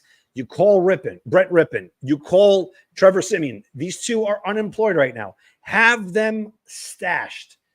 It kind of break the glass. You could bring just veteran in case. quarterbacks now to try out. You for can. camp. But there's no try out reason for right camp. now. No one's going to sign Trevor Siemian. No one. Even Flacco signed somewhere else. But to me, yes. Yeah. I believe so. Yeah, he's somewhere else right now. I didn't hear that. No, this kid, you do not do the damage that you did with Zach Wilson. Even though maybe you're 100% right, Liam. Maybe the kid just doesn't have it. But what they did to him is not like a lot of franchises do not get a mulligan unless you have the kind of repertoire that the Niners have. The Niners, they could draft another quarterback in the first round, cut him, and they'll be fine because of who they have at GM and at head coach. They have that winning culture. With the Jets, But this is a complete anomaly. This does not happen. You know for a fact that, like what we're saying, they're not going to do. If there's a situation where Rodgers and Tyrod Taylor are hurt, like they're going to have to bring somebody else in. You can't just have one quarterback on the roster because does Zerline become quarterback? I think he does, Vegas right? For Minshew or O'Connell. I don't think they're going to spend that money. What No, happened? they wouldn't. They're not going to pay for that. To be honest with you, they wouldn't do it. But they're gonna throw Travis, that's Jordan Woody's Travis thing. You in. blame Woody. Yes, but that's what it's gonna be. I mean, like he didn't want to spend the money this year. I don't think he's gonna want to do it next or going into the season either. But 100% because kind of like Jordan Travis. I think 100% they will. You know who you bring in? Bring in Ben DiNucci. Okay. He was just cut by the Broncos. You bring him in, you stash him. But again, keep in mind, they have a bunch of quarterbacks coming in right now at camp. Well, they got rid of Pee Wee Jarrett. I liked him. Just I know nothing about the kid, but I like the name. Yeah, I like the name. Well, his real name's Byron. Byron, yes. That's still a cool name though, Byron. You know, I would name my son Byron. I would name my dog Byron. It's not my kid. Oh. I think if Tyrod goes down, they look for a veteran, but they maybe tried Jordan for one game before the veteran comes in. Really? They have to bench Jordan. Wow. You really if they do that. Because think about it like this. If let's say it's November, that happens. Right. Jordan is going to know the playbook more than the quarterback coming off the street. Whether it's the guys you brought up, they're still going to have to get acclimated to playing time and stuff. So you're going to have to play Travis. And if he does well, you stick with him. If he stinks up the first game, you go to the veteran and just see what happens. And if they lose, then you just go back to Jordan and give him all the reps for the remainder of the season. It might be the 4 games left in December. Shame on Joe Douglas then if he does that. That's what's going to happen. That's what's going to happen. Shame on him because it's going to be similar to like 2020. Shame on Woody. Yes. Shame on Woody because Woody's the reason why they didn't get a veteran quarterback last year, not Joe Douglas. Right. What's Joe Douglas supposed to do? If he signed a veteran quarterback and got fired? So where are we now? Now we're looking for a new GM, and we're probably the scenario that we're bringing up. It makes a lot of sense, right? Because there's 2 scenarios. One where Rodgers is out for 3 games, and you have Tyrod getting injured in one of them.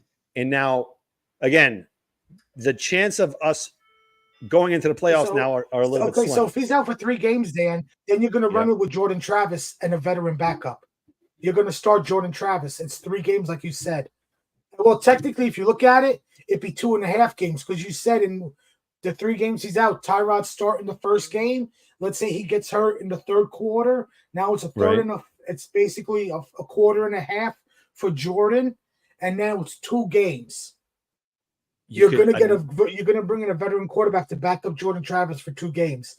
Travis is gonna get those 2 remaining games, no matter what he does, win or lose. Sean, So- I get it, but this is the reality of the Jets that we're living in. Teams are not going to have 4 quarterbacks on the roster during the season.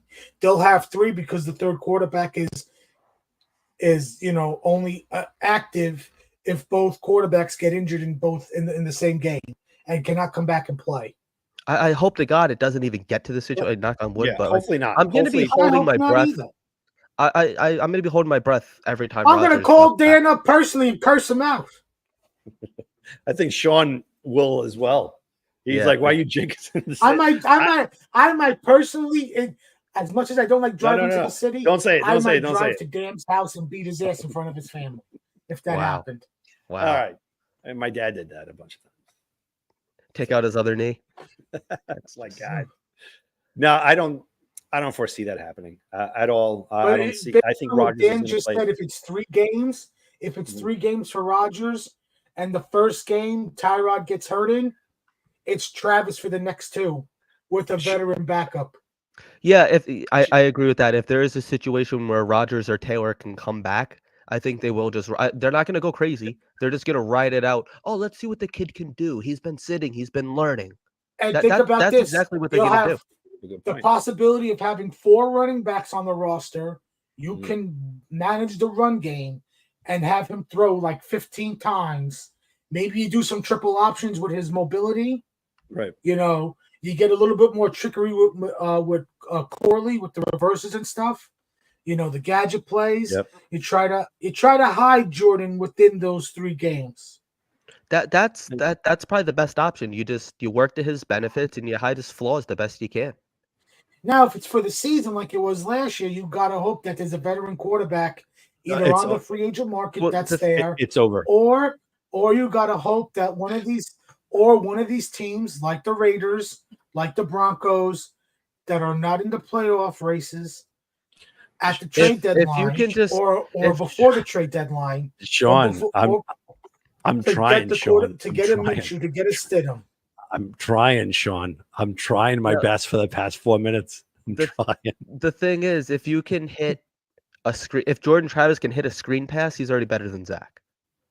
So Yes, I was exactly. looking. Something came up on my Facebook the other day. Liam, give me 1 second. I got to take a bathroom break, man. Give me 1 second. I'll be right back. I could keep telling the story. The other day, the video came up of the Jets' overtime win against the Titans, Zach's rookie year, and they just showed like when it went into overtime. Like the Jets captioned it, like what a crazy overtime game this was, and how inconsistent Zach was. I was like, oh my god, like how many times like he was missing passes to Ryan Griffin and I was to Trayvon Wesco. I was just like, what the hell? Like the writing was always on the wall. And I was patient with Zach. Oh, he's a kid. He's going to learn. He's going to learn. He just never did. I think I don't know. I like Jordan Travis a lot better already. I really think that they would put him in. I don't, excuse me, getting over being sick here. I don't see a situation in which they In go a out short-term situation, I agree with you. I don't know about long-term. Maybe Woody learned from his mistake last year. And, if it's a long-term situation with both Rodgers and Tyrod, maybe Woody's like, you know what, I'm going to pony up the money, either via a trade or if that veteran quarterback is out there via free agency. Now, I don't think it's going to be out there via free agency. I think you're getting crap from free agency. You might have a name out there. I mean, the Browns have 4 quarterbacks on their roster. I mean, one of them is a bit like they signed Tyler Huntley. DTR is probably the one on the bubble. He's either to the practice squad, traded to a team that maybe just, needs another quarterback. They who else did they bring in? They brought in another veteran quarterback. Oh, they brought in Jameis Winston. Yep. They have 4 quarterbacks on the roster, and DTR is the one that's going to be out. Wait, who's playing? Winston, who did he sign with? Well, I didn't hear the you. Browns, they have 4 quarterbacks on the roster: Watson, Winston, Tyler Huntley, the quarterback, the backup from Baltimore last year, who I wanted, and they have a Dorian Thompson Robinson, the rookie they drafted last year. Robinson's the one that's going to be out there. Yeah. I love what Winston did last year. I love that he changed the play. I was like, wow, man, that's ballsy to do something like that. That's good. I might start doing this from a couch every week. I like this. I feel like it's like one of those like podcast rooms, kind of like the Paul brothers. Like I feel like there's another couch like right here. I could have like a guest. I don't know. It's just. How many animals do you got in there?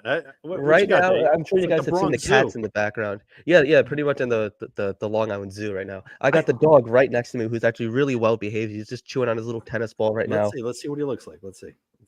What's his name? Lincoln? Elvis. Okay, I was close. It's going to be a real pain to switch all this around. Oh no! You can't call him. Come here. Oh, come here.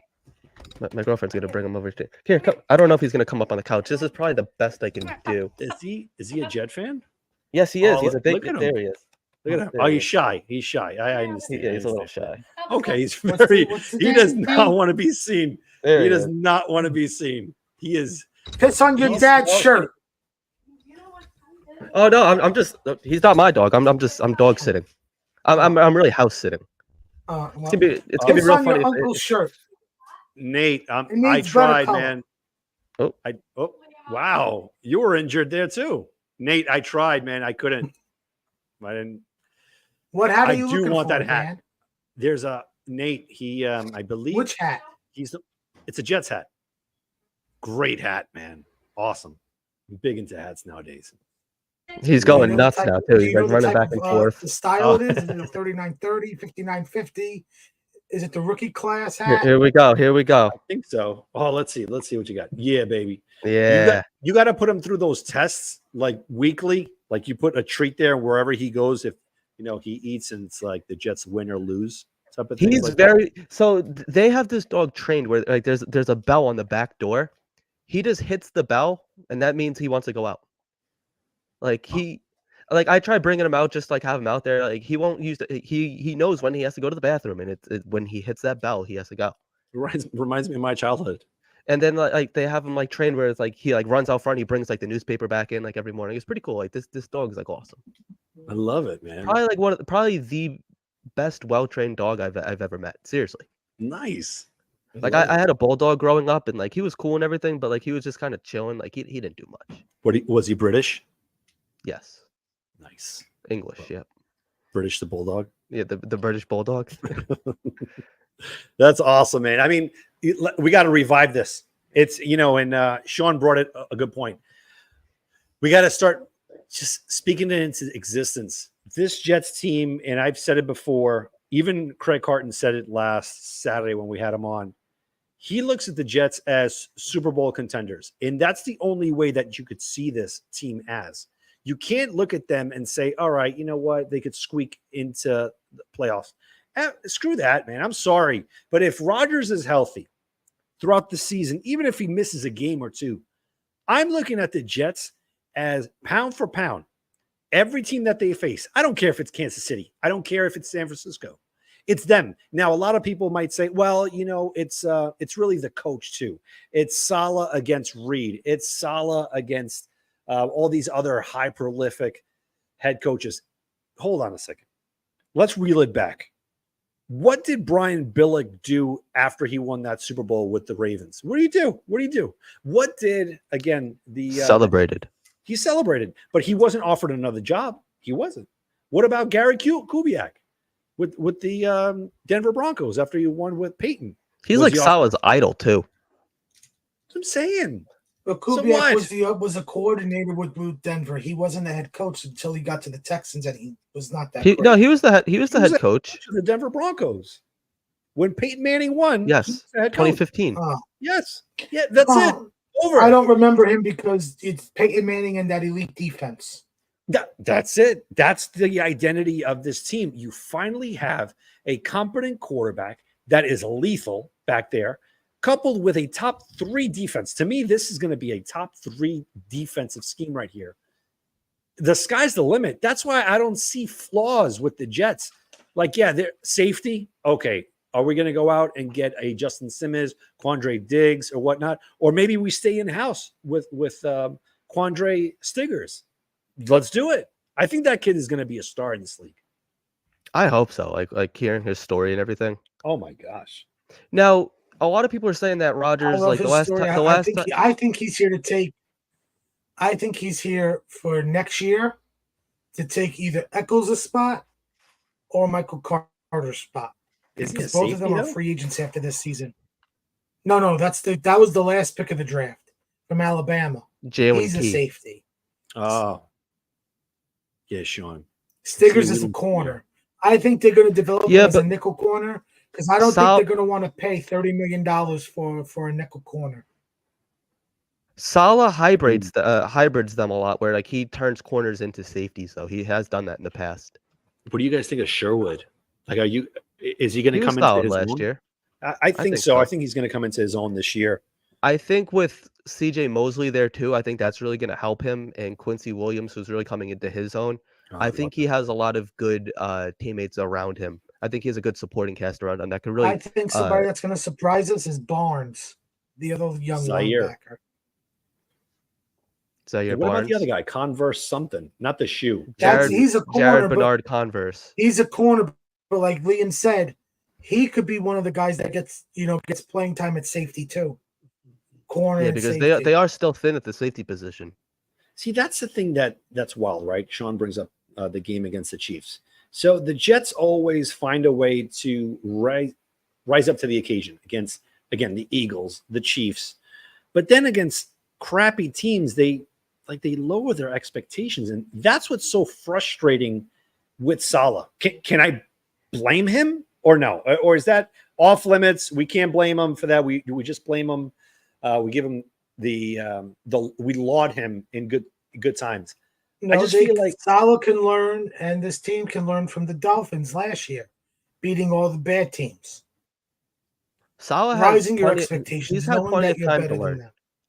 Like so much of his deficiencies are going to be masked with Rodgers that like just know when to call timeout. Just simple things. That's all we're asking for. Just be a competent head coach. Like we don't need you to out scheme Andy Reid or anything. Just like let Rodgers do his thing. Now, not to be like the negative guy here, but the last time that we saw Aaron Rodgers play a full season, he had a broken thumb, and it was considered a down year for him. So it's really been 2 years since he's been 100% healthy. Do you see him possibly that, in December he's going to be 41 right before the playoffs? Do you see a situation where like maybe he does kind of take a step back? I still, in my opinion, feel like 75% of Rodgers is still better than half the league. What do you think that we're getting still prime 2020, Well, 2021? Statistical wise, what's a step back for you for Rodgers this year? I think he hits, because it's 2 years now removed from the thumb injury.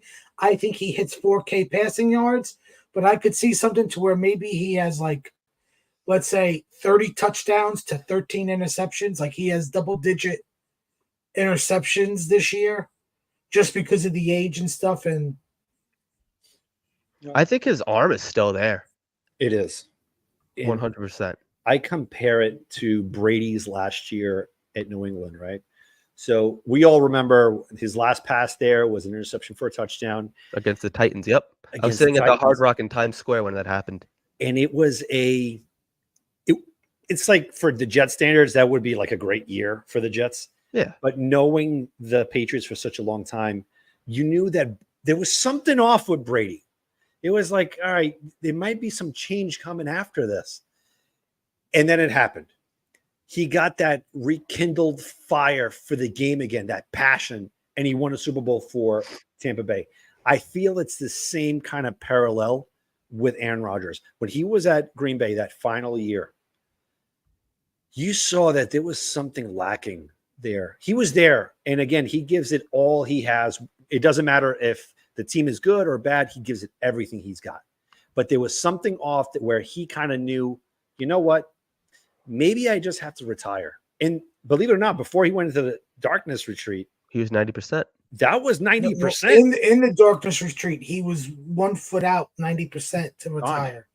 And then he had all those messages because he had no internet, no connection. That he got all his messages and stuff after he left and saw that they were trying to trade him. And I feel that we're gonna not have 75%. We're gonna have 100%. I think It's his gonna be drive 100%. is just insane right now because he knows what the people are saying. He knows that everyone's saying that he's washed, he can't win in New York. He's seeing all of it and he's using it to fuel that fire, which nobody see. Like that's the difference. Nobody when Peyton Manning went to Denver, nobody was saying that he was washed. I mean, maybe a couple of people are like, oh, he's coming off the neck injury. We don't know. With Tom Brady, nobody was really saying that he was washed. They were saying, oh, maybe he's taking a step back, if that. But I don't even think it was that. It was Tom Brady's here. Let's roll. Even with Peyton Manning, they're like, all right, he's still young enough where he's going to bounce back and be fine. They didn't know if he was going to necessarily be the Colts Peyton Manning, but they knew that they were still getting a good quarterback. I feel like around the NFL, most people know that Aaron Rodgers is still a good quarterback. But a lot of doubters out there, and that just comes with being associating yourself with the Jets. It's going to be Jets and until they Rodgers win knows something. the questions he has from Jets fans about him this year. He knows because last year we were all praising him. We were all hyped for him. Everybody was ecstatic. Now you have this year. Well, he's 40. He'll be 41 in December, coming off the Achilles. It's 2 years after the thumb injury. What are we getting from him? What's this team going to look like around him, especially with the offensive line? I think this is the best offensive line that they've had since 2010. Yep. But yeah, I think so. And that's the thing, right? As with the Jets, they always have to learn. They always have to learn. It's like, dude, instead of like understanding what the Broncos did before they got Peyton Manning, they solidified their offensive line. Brady, same thing going to Tampa Bay. Offensive line, stout. Going into last year, guys, come on, man. Having Brown at left tackle, he was not there for OTAs. He was still rehabbing. Even training camp, he wasn't even 100%. That's who you have blocking Rodgers' blind side. And I'm not that big of a Becton fan, but dang, dude, he should have been at left tackle. He should have been playing left tackle.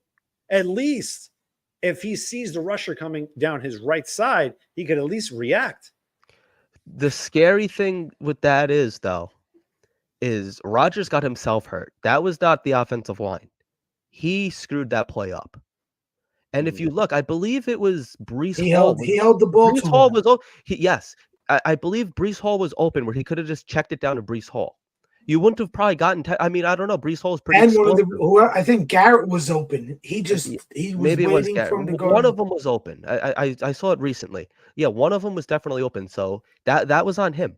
And I'm not saying that's what I'm worried about, but I just hope that he's not coming in and wants to make all the splash plays immediately. Like play boring football. I don't care. Just stay healthy to win some games. Like I don't need a Hail Mary every quarter. So that's just my opinion on it. Like him, like he did screw that up. And I hope that like maybe he learned. Like I don't know what he was thinking. That doesn't seem to be Aaron Rodgers like making those stupid mistakes, but he did. He made a huge mistake. And Sean's agreeing here. He made a huge mistake, which he did. So I hope that like that's kind of what I'm talking about when I say like the 75-80% of Rodgers where he starts to make these like dumb mistakes. I hope that that's not the path he's going down. Well, that's the beauty of having I can't believe I'm saying this. Nate Hackett. It's the only offensive coordinator that will step up to Aaron Rodgers. I don't think that sentence has ever been said. It's never. But we have to go back now. We have to go back to what was it, 2019-2020 season, or one of those two seasons where he became NFL MVP. There's a reason for that. Given that Hackett plays alone with these other quarterbacks, it doesn't work out that well. And I'm scratching off the Blake Bortles nonsense. Right. I'm talking about the chemistry between Rodgers and Hackett. They see eye to eye, and sometimes if they don't, I think we're going to see it a lot this year. They're going to be at each other's throats sometimes, where probably Hackett is going to be wanting to be more run heavy than anything else. We have it. We have the offensive line. Breece Hall can easily run for 1,200 yards this year. Easily. Garrett Wilson, you don't need a lot of plays to develop. if you see that drive that he had, and I get it, it was against a vanilla Giants defense the preseason. Check out that drive. It's very quick, very fast. You want the ball out of Aaron Rodgers' hands right away in this kind of offense. So that's what I'm seeing here with Hackett, kind of honing everything down to say, all right, listen, let's learn from last year. Even the offensive line, it's different. You got a bunch of leaders there now, a lot of leaders in that locker room, beginning with Tyron Smith. Big time, dude. When you have a leader like that at left tackle, it speaks volumes on that side of the ball. Yeah, no, 100% it does. And BIWA is out here saying, he does have a good point with the chop blocks. Or the chip blocks, as he's calling it. But yeah, no, I mean, like that is a good point. You got to hope that everything that went wrong last season, and there was plenty of it, they learned from. Now, if they did, I don't know, because it took Nate Hackett, 8-9 weeks to figure out that Breece Hall was good. Right. So The Giant game. He said that after the Giant game. I didn't realize he could catch. Oh my God. I know. What the hell are you doing? That's what I'm saying. Like, this is what we're dealing with. Like, I don't expect all these crazy changes to be made, especially with him. Like, I don't think that he's learned anything. Truthfully, I think Does he realize that the two rookie running backs we drafted both are good in pass protection? Probably not. Probably not. We should start just like writing letters each week and just sending them the One Jets drive. Like, hey, you should. Just a heads up, like, like you're the offensive coordinator, not me, but you might want to look into that kind of stuff. I think Rodgers is going to be an old school type of quarterback where he's going to have his playbook. It's going to be Hackett's playbook, but he's going to be calling a lot of plays. He's going to change it up a bunch of times. Yes, he is. He if anybody has the authority to say to Hackett, like, F you, this is what we're doing, it is him.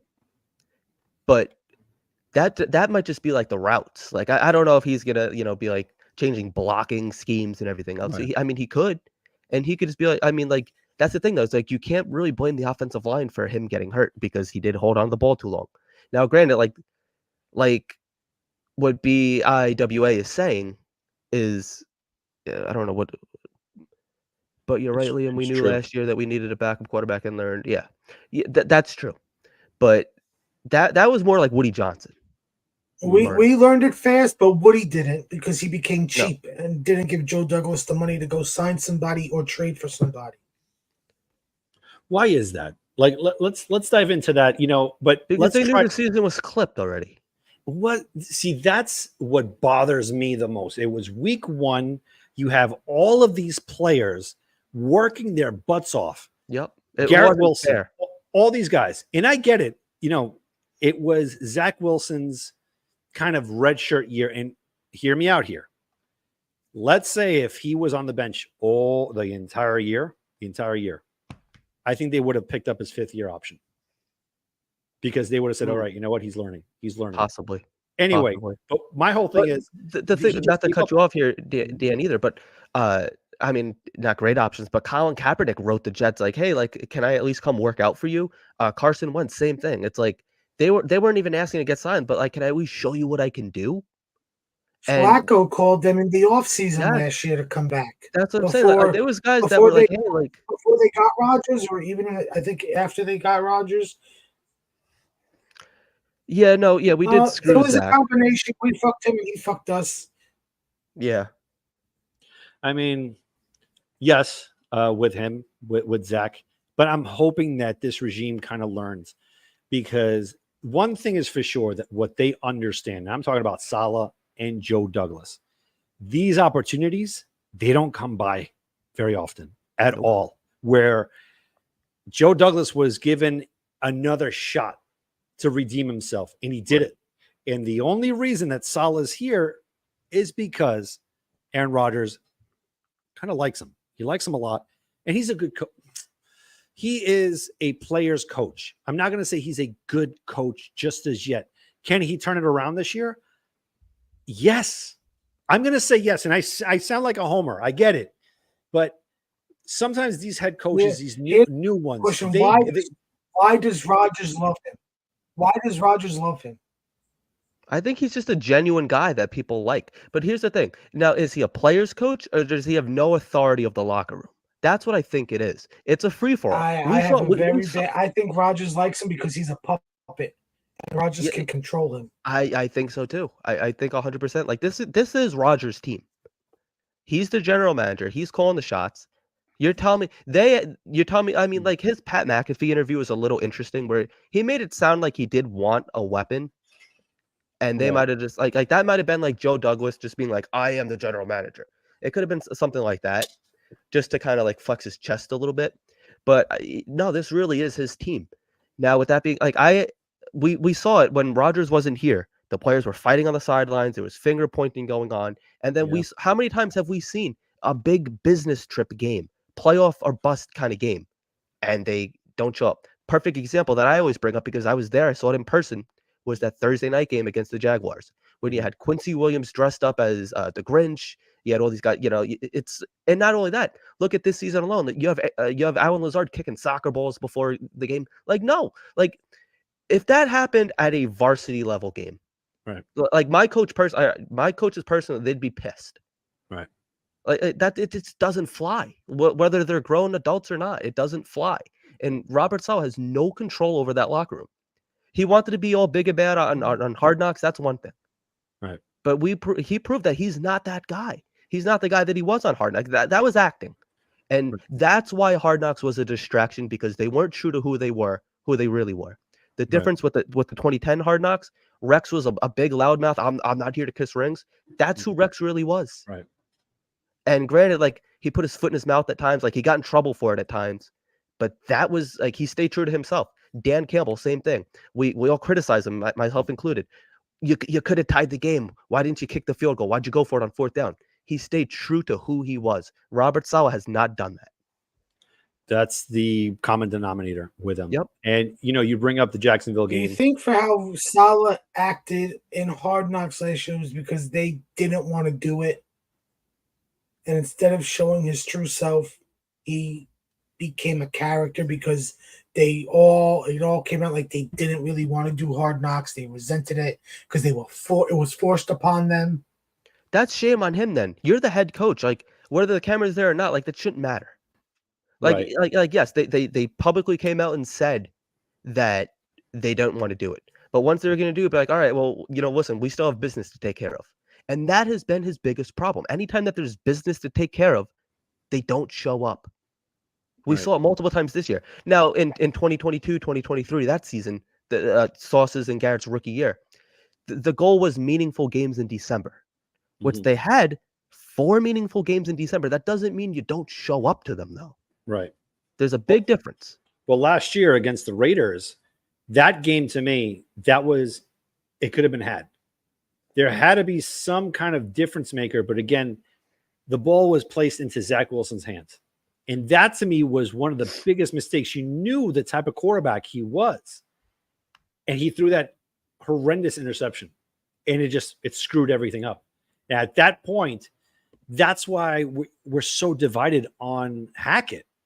Because we don't know what kind of game plan he's going to have if it's without Rodgers. But to me, with Rodgers, you're going to have that, I'm telling you, that old school Johnny Unitas type of quarterback where he's going to select the plays that he wants and he will change it on a hurry up offense type of drive. It's going to be him selecting the plays. Hackett's going to throw in there probably 4 plays. Out of those 4, as long as the personnel is there, he's going to choose which ones he wants to run. And before you know it, it's going to work out. I don't think we've seen this kind of offense with a quarterback selecting his own plays. I think probably since Peyton. I could be wrong on this. What do you think?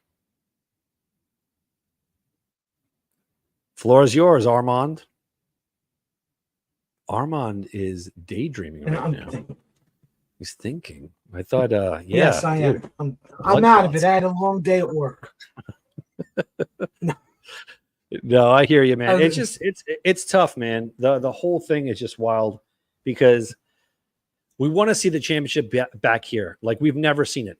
The closest that we've ever gotten to that was 98, 09, and 10.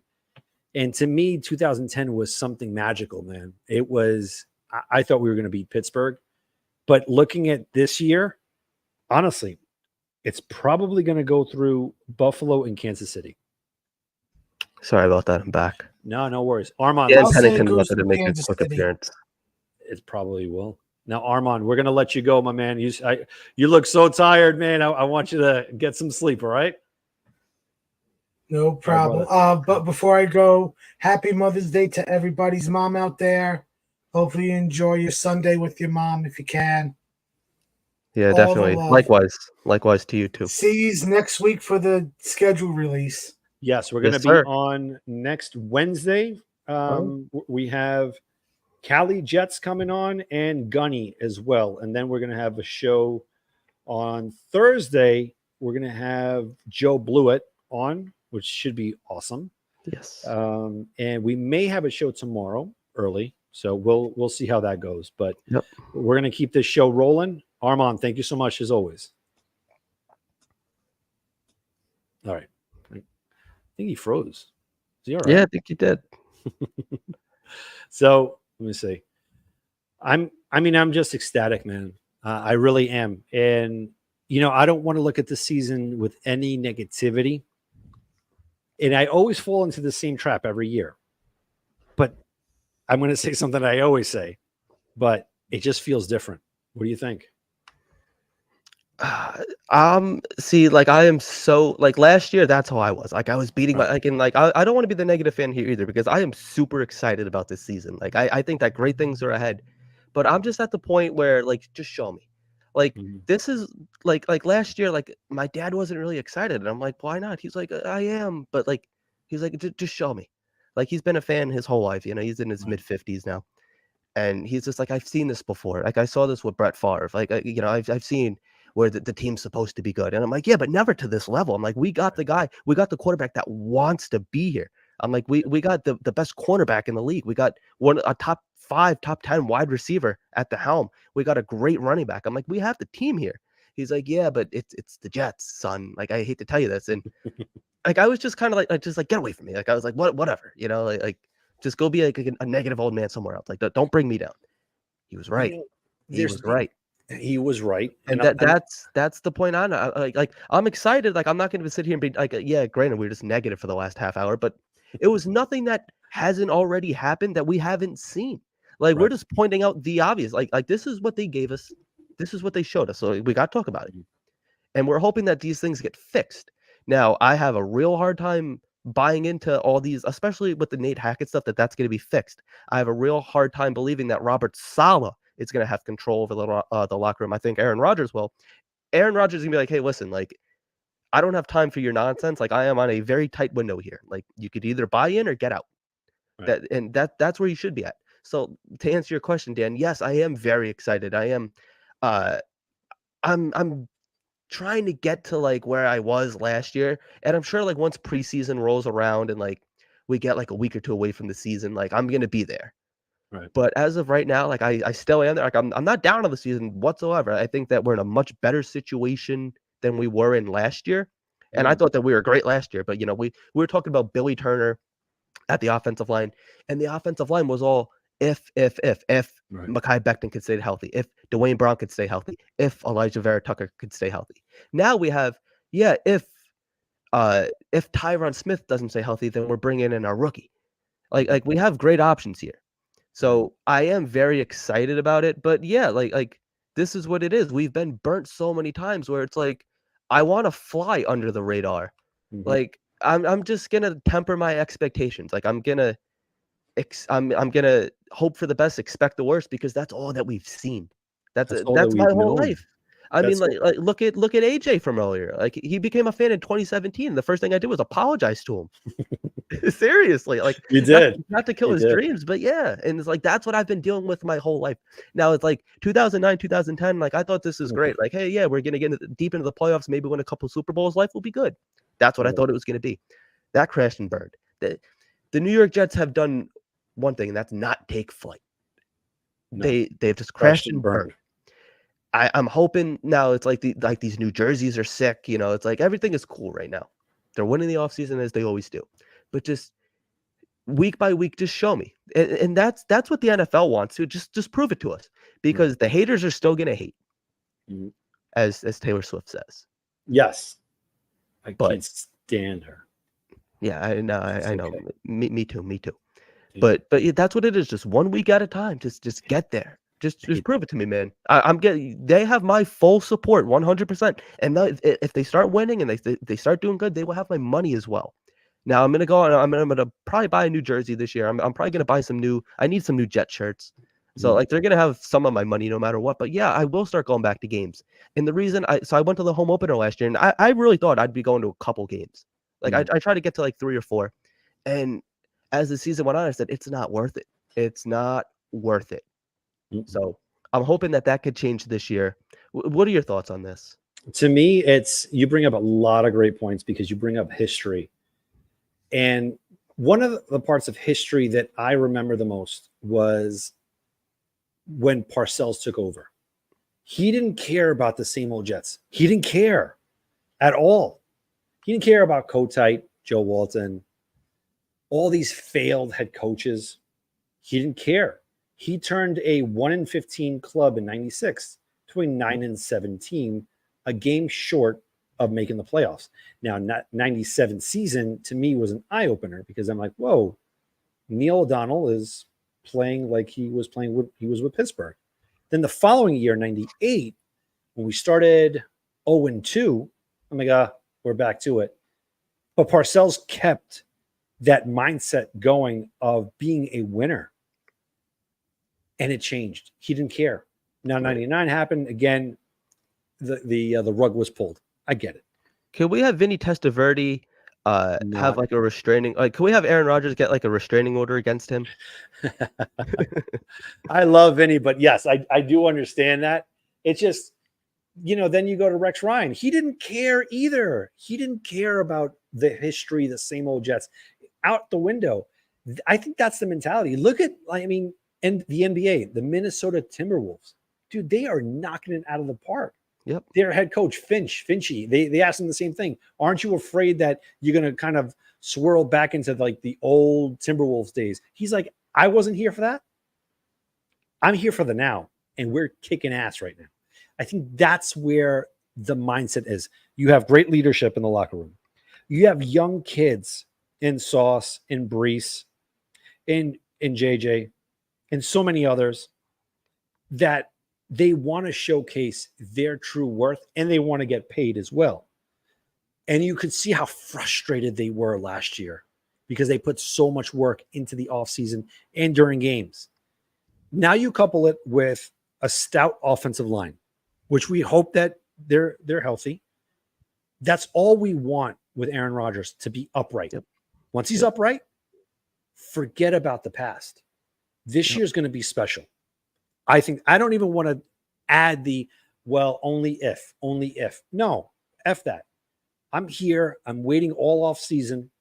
We went through one of the worst seasons a Jet fan could ever go through. And that was last year. It was gruesome. Everything about him. I love Bruce Coslet. He was a great offensive coordinator for the Cincinnati Bengals. Anyway, I'm just excited. And I thought I wouldn't be this excited once the season ended because I wanted everyone gone. Everybody. Yeah. I'm like, do we have one more in us, Dan? Yes. Right. Yeah, of course. Let's do it. Here, throw it in. Quickly, though. Quickly. Yes. We have things to do at 11 o'clock at night. There you go. I'm going to throw it in there. All right, I got it. I'm right there. Oh, Dan beat me to it.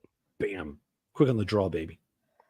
I don't know. Like I understand the argument. I understand it. Where it could go either way. That's every team. And like we can't start penciling in the Kansas City Chiefs. Like once Pat Mahomes is the next Brady. Yeah, pump the brakes on that one. Pump the brakes. Maybe Pat Mahomes is the first Pat Mahomes. Right. Exactly. That's one. And again, remember Mahomes, he was on the bench for his first rookie year. Yep. That's why I don't want Travis anywhere there. Nowhere near. Nowhere. I know, but it's just like I'm going to stand up because my ass is like, yeah, I think it's bruised. Oh my God. We'll do it like McAfee style. Like everyone just stand. Oh, right. I need to put my I can't say that. My undershirt. Yes. Right. I can't say that. That's no good. My wife does Yeah. not like it when I say that. No, I know. Yeah, my girl says the same thing. My mom says the same thing, actually. I hate when you call it that. I'm like, well, that's what it is. My mom actually says, yo, put on a beater on. P-Viz, if you want to call in, man, now is your chance. Go through And it. I like this too. There's a comment up here I wanted to address. Vinny, it doesn't matter where Vinny is. Wherever he is, you say anything negative, it will wake him up. In the middle, like 3 o'clock in the morning, he could be deep in his sleep. One thing leads to another. You say something about Testaverde, it's a done deal. Now, I like this comment here too, real quick. Let's meet up. Yeah, absolutely. So anytime I go to a game, so actually the last year, like it's a long story. I'm not going to get into it right now, but I ended up like getting there like late. But like normally, like when I'm there and I'm like able to tailgate, like I try to put like I'll throw it up on Twitter, like, hey, this is where I am. If you want to come by, definitely have a beer with you, have some food. So yeah, we could definitely do that, man. Now at our last caller, we're going to bring on my man right here, dude. Welcome to the show, my man. Yo, what's going on? Same old goodness. Killer beard, bro. I can't wait for mine to grow back in. I've never called into one of these shows, so I'm pumped. How you guys doing? Yeah. Cool stuff, man. I always love your takes on Twitter, man. Yeah, I appreciate it. I wanted to give you guys a shout out. Been loving the show. Love the Cartman. That was awesome. Love that. That was great. Big fan of you, Dan. And watch you guys when you were with Joe Cat. I don't know what the deal with him, where he's been, but he's a great guy, man. Me and him, we're still very good friends. It's unfortunate that show couldn't do more, but it is what it is. Things happen, but my relationship with Joe is still top notch. He's an enormous, great friend of mine, man. And he did something last year that will always be endear to my heart because he's such a good, genuine person. Absolutely. And Liam, pleasure, man. Pleasure to meet you, man. Yeah. So I'm catching the end of the show here. Just wanted to give my take on, I just think we need a lot more positivity as Jets fan, right? Like, as much as last year sucked, this is definitely the year I truly believe it. You know, maybe I'm not going to say we're going to win a Super Bowl, but I don't think the expectation should be anything less than that. I mean, look at our defense. Just look at our defense, man. It's going to be a top 2 defense. If we just have any offense, there's no reason this team can't win 12 games. I'm not afraid to play against anyone, literally no one, anytime, any place. And I love what Joe Douglas did in the draft. I love getting the tackle. I was, you see on like the Aspen show or whatever, like the Bauer boys. I get it. People wanted Brock Bowers. I totally get it. But it just wasn't the move. Like, God forbid Tyron Smith or any of those guys go down. We need to keep Aaron upright. And Breece Hall, I'm taking him first round in fantasy. I mean, that guy's going to have 2,000 yards this year behind that O-line. All yards, obviously. I mean, I think we're going to focus more on the ground and pound, and then hopefully Rodgers will, when he has to sling it, he has to sling it. I mean, I just can't. All these people on ESPN all over the place, these hot takes with, what about Rodgers' health? It's so ridiculous. What about Tua's health? He stayed healthy 1 season. What about any of these guys' health, right? Yep. Everyone's always using those excuses. Of course, we have to stay healthy. But if you keep Aaron Rodgers healthy, I mean, I just can't imagine where this guy doesn't have a chip on his shoulder and he doesn't throw like 35 TDs this year. I'm serious. Piggybacking off of the defense, right? I think a lot of us, all Jet fans, we always like to shoot down Saleh and he's this, he's that. We have grown accustomed to taking this defense for granted. Since Saleh has gotten here, our defense has gotten back to the Rex days. The Rex days. Better. That was our better. We don't need the blitz. I was looking at stats with Calvin Pace. He had like 9 sacks. Jermaine Johnson, Hassan Reddick, and I do think Will McDonald might not have been the right choice, but I think he's still a good player, and I'm expecting some big things from him this year too. I think so as well. At least, oh man, I might be on a limb here, but because of the right tutelage that he might be receiving from Reddick and JJ, I think probably 6 to 7 sacks from Will McDonald. I hope so. I saw some stat like if Rodgers, like if we have a defense that holds to like 18 points a game or something, he's like 88-12 or something insane like that, right? Yep. Yeah. Yeah. I mean, Now let me ask you this, and like I don't want to be the negative guy here. no, go But ahead. Go do you ahead. think that, especially like the defensive line has gotten worse? Like we got rid of Woods, Jefferson, JFM, and we replaced them with guys like Kinlaw, and I mean Solomon Thomas he's been a real diamond in the rough for us, considering he was known as like a first round bust, which for a first round, yes, that is a bust. Like it didn't work in San Francisco, it didn't work in Vegas or Oakland at the time. But I mean, I like Solly, I do. But do you think that the Jets' defensive line is going to take a step back with all the losses that they had this offseason? I would say yes, but I'm going to lean towards no. And the reason why is because we're going to have an offense. So I think what's Okay, going to fair happen enough. is the defense is not going to be put in these horrible positions, having to worry about giving up a touchdown and being demoralized throughout the whole game, right? There's so much pressure on them. And then we're going to get to play with a lead. So you're going to see that Hassan Reddick, you're going to see that JJ, you're going to see Will McDonald get after the quarterback. Yep, Yes, gates are open. I'm a little nervous about the run, but I'm hoping that we're going to be playing with leads more often where we're not going to be prone to the run attack as often. But yes, I would agree. Losing JFM, I think, hurts. But I saw some stats about him that like he wasn't having that big of an impact as we The believe. stats between him and Michael Clemens are actually a lot closer than people think. Like I feel like Great Michael point. Clemens, like, and I'm one of them where like I feel like he never does anything when he's out there. Like he's just kind of like all hype. But the numbers actually between like him and JFM aren't much. Where JFM had 20% more playing time than Michael Clemens had. Where now if you increase Michael Clemens, which I think is going to happen this year, it might be like neck and neck. I have a hot take. I think he might get cut. I think. Wow. Go for it. Why? I think that guy from Michigan, that undrafted guy, like some of those guys, I think are gonna push him at least. Maybe I don't know. It's a little. If there was like a surprise cut, I could see it being him. Holy smokes, that's Sean, a big one. I like that guy from Michigan, man. That Yeah, I do too. I love that white guy. What's that guy's name? I don't know. He reminds me of the guy from the Raiders. What's his name? The big time guy. Crosby. He reminds me a lot of him. His highlights are sick, alongside with Taylor with the Hurricanes. So again, Joe Douglas's MO is to find these diamonds in the rough, undrafted free agents. That's his whole thing. So right, and I get him. And I think where we have to give solid credit is the development of these defensive players. Yes, I don't trust him too much on the offense, but like once again, we want to get on Saleh's case, but who could be a good head coach with Zach Wilson? Like who could be a good head coach? Look at Vrabel. Vrabel's an awesome head coach, and they're firing his ass. And we had more wins than Tennessee, right? And we had shitty Zach Wilson, and he's playing with whatever. What's the guy's name? Levitt. What's his name? Levis. Yeah. I mean, it's just got to have a quarterback. There's got to be nuance in when we talk about these things, right? Like people want to rip on Saleh, but injuries happen. You got to give him credit for the defense. Our defense is unreal. Joe Douglas is the man. He's drafting great players. Michael Carter the third. What a find. We need to sign him. Huge. Need to sign him. And how about that game against Philly with all our boys out? Oh my God. They all stepped up. That's a great testament to Saleh and Ulbrich, right? So see, and yes, absolutely. And Robert Saleh deserves a fair shot with a quarterback with a healthy team. Right.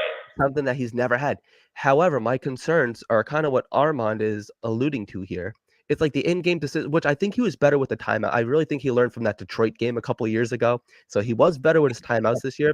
But we've seen it year in and year out where like he does not get his team prepared for big games. And like to me, that's what a head coach is there to do. You got to coach up your players and you got to get them ready for big business trip like games. And so far he hasn't done that.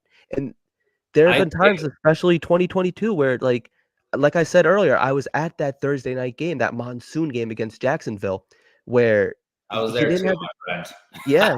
Now, luckily, where I was sitting, I was over the underhang. So the only thing that doesn't get me completely pissed is I wasn't soaked. I was nice and dry. So I know most people were though. So I got fortunate enough. My best friend has those tickets in the coaches club, so I'm spoiled. I can't even go to games normally anymore. I just go with him. He takes me, so it's nice.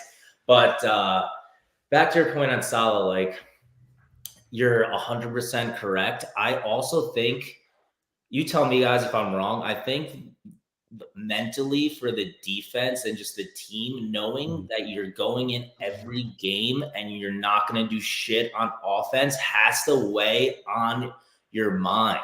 Like, you can see it. Like, we give up 7 points, like that Miami game last year, or whatever, that punt return, like that kick off. Like, when shit like that happens, we're just toast. We can't come back from that. So I'm just hoping with Aaron Rodgers, it's going to be a completely different mindset. I think it's going to open up Salah. I think Rodgers is going to save Salah from these stupid mistakes because we're not going to be put in them as often because we're going to blow some people the fuck out.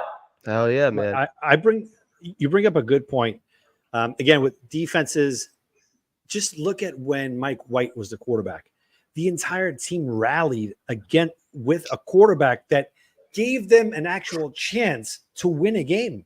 And then enter Zach Wilson. So now the defense it's kind of twofold right now. Okay, so we're busting our asses to keep the game kind of in reach, but you continue to trot this kid out because that's your investment. That's why last year, going in these spaces, I was voicing my displeasure before we even started any game. I'm like, what are you doing? Why are you keeping Zach Wilson when this kid, every time that he plays, Mike White, that is, he's given you first game 400 yards. I haven't had that much joy as a quarter. It's so sad, right? And I agree with you, and I bet you guys will agree with me here. The two biggest mistakes this regime has done is continued to trot him out, especially not getting another backup quarterback.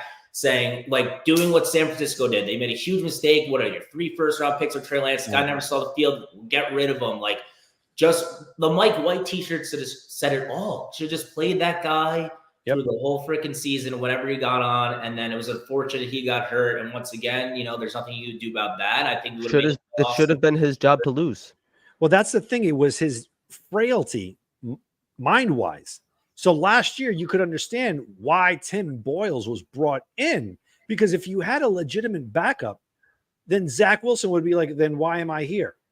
Right. You knew that it had to be a redshirt year. Yet you get this kid, Tim Boyles, who not all right. You want to sign him, put him on the practice squad just in case if both of your quarterbacks go down, you have no other opportunity. Like, it's because he was in Green Bay. He knows Hackett's system. Hackett's system. Rodgers just had too much say last year, in my opinion, getting everybody he wanted, which was fine. Let's make the guy happy, but it did backfire because we tailored everything around him. If you notice too, every Rodgers guy was a bust, from Cobb to Dalvin Cook, Billy Turner, the offensive coordinator. Yep, Tim Boyle.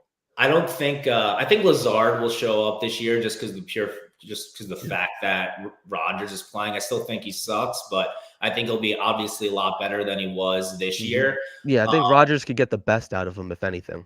Exactly.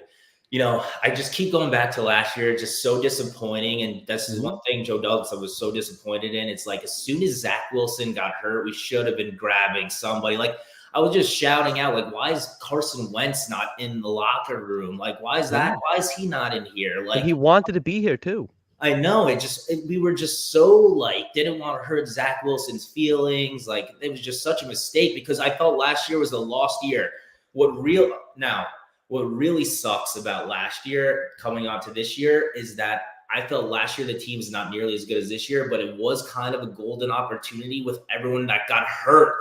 There was no Joe Burrow, none of these other quarterbacks. A lot of people got hurt. They were not our way. Like, we only had to beat Patrick Mahomes teams, which we basically almost beat with Zach Wilson if it wasn't for the refs, right? So that also really kills me when you think about it, because if Rodgers was healthy last year, I think we could have actually done some serious damage and made the playoffs. Or even had Tyrod Taylor last year, we should have made the playoffs at the very end. Anybody but Zach, we would have made the playoffs. How long have we been saying this? It's been, I'm 34 years old, guys, just turned 34, right? 2 weeks ago. So how long have we been saying that if we just had a quarterback, it's literally the team is always ready on defense and we can never find one. It's like so fucking embarrassing. But we had one. We had Mike White. Like, look at that Minnesota game. That Minnesota game was a roller coaster. And again, there was a question that popped up that said, all right, if Berrios becomes a free agent, if he gets cut, do you want him? I would never want him back. That was unpermissible what he did in that Vikings game, because that was a win. We would have won that game. We would have at least had the opportunity of making playoffs. That's the way I look at it. It's like, it's like, if I only had the courage, if I only had the brain, if I only had a heart, if I only had a quarterback. I know, it's so bad though. It's so bad. Look at it's been like what, 5 years now, 6 years, including Darnold, right? Like, I guess the last quarterback we had was Fitzpatrick. And it's pathetic that was awesome. That was fun. But it's so bad that we can't get a quarterback to throw like 15 touchdowns in the modern day NFL. Like, we're the only team that does this. You see teams like who's that guy Brownlee from like who was on the backup for the Bengals? Like, that guy's slinging the rock. Browning, like, he's slinging the rock around. Like, everyone other team is like able to find somebody that can like sling the rock around. Even it might suck. They might throw 350 yards and 2 picks and 3 TDs. Okay, but like, I'd rather see that. That's the thing too. That's the thing where it's like, we're giving this coaching staff so many passes because of the injuries, but multiple other teams have found way. Look at the Browns. They found a way to win with the quarterback that we had, with pretty much the same team that he played with. He played with the same play. He played with Garrett Wilson, Breece Hall, Sauce. He played with those same guys that we had, and they just use the injury excuse so often that, hey, listen, like, now we don't have to do our job. Like, I don't know why it is. Like, you should want to. Like, I don't get it. I really don't get it. But then, like, that quarterback, Joe Flacco, goes to the Browns and makes it deep into the playoff. They win a playoff game. Everyone's buying into them. It's just, you can't use the injury as an excuse in today's NFL, because every other team is overcoming the same adversity that you are. Every team is going to be facing those injuries. When it's late December, everybody's cold. When you get hit, it hurts a little bit more, and you got the bruises on your legs, and maybe your knee's not feeling great. Teams are finding way, and that's when you really have to dig in deep. And how bad do you want it? That's what it comes down to. How bad do you want it? To your Flacco point, also a good point. But I think with Flacco, the problem for us was that he got murdered on this team with our O-line, right? Like, so I think it's a little bit of a different story. And two, Kevin Stefanski's actually a good coach, right? Like, he's an offensive mind. Like, let's back to our Saleh issue. I think Saleh's an amazing leader of men. I don't know what he's like he's Rex Ryan again, basically, right? Great defensive mind. I don't really know what he's like from the offensive side of the ball, and we can't trust a Hackett. He sucks. He just is here because of Rodgers. Right. So that's really what it came down with. Flacco would have sucked with us. Come on.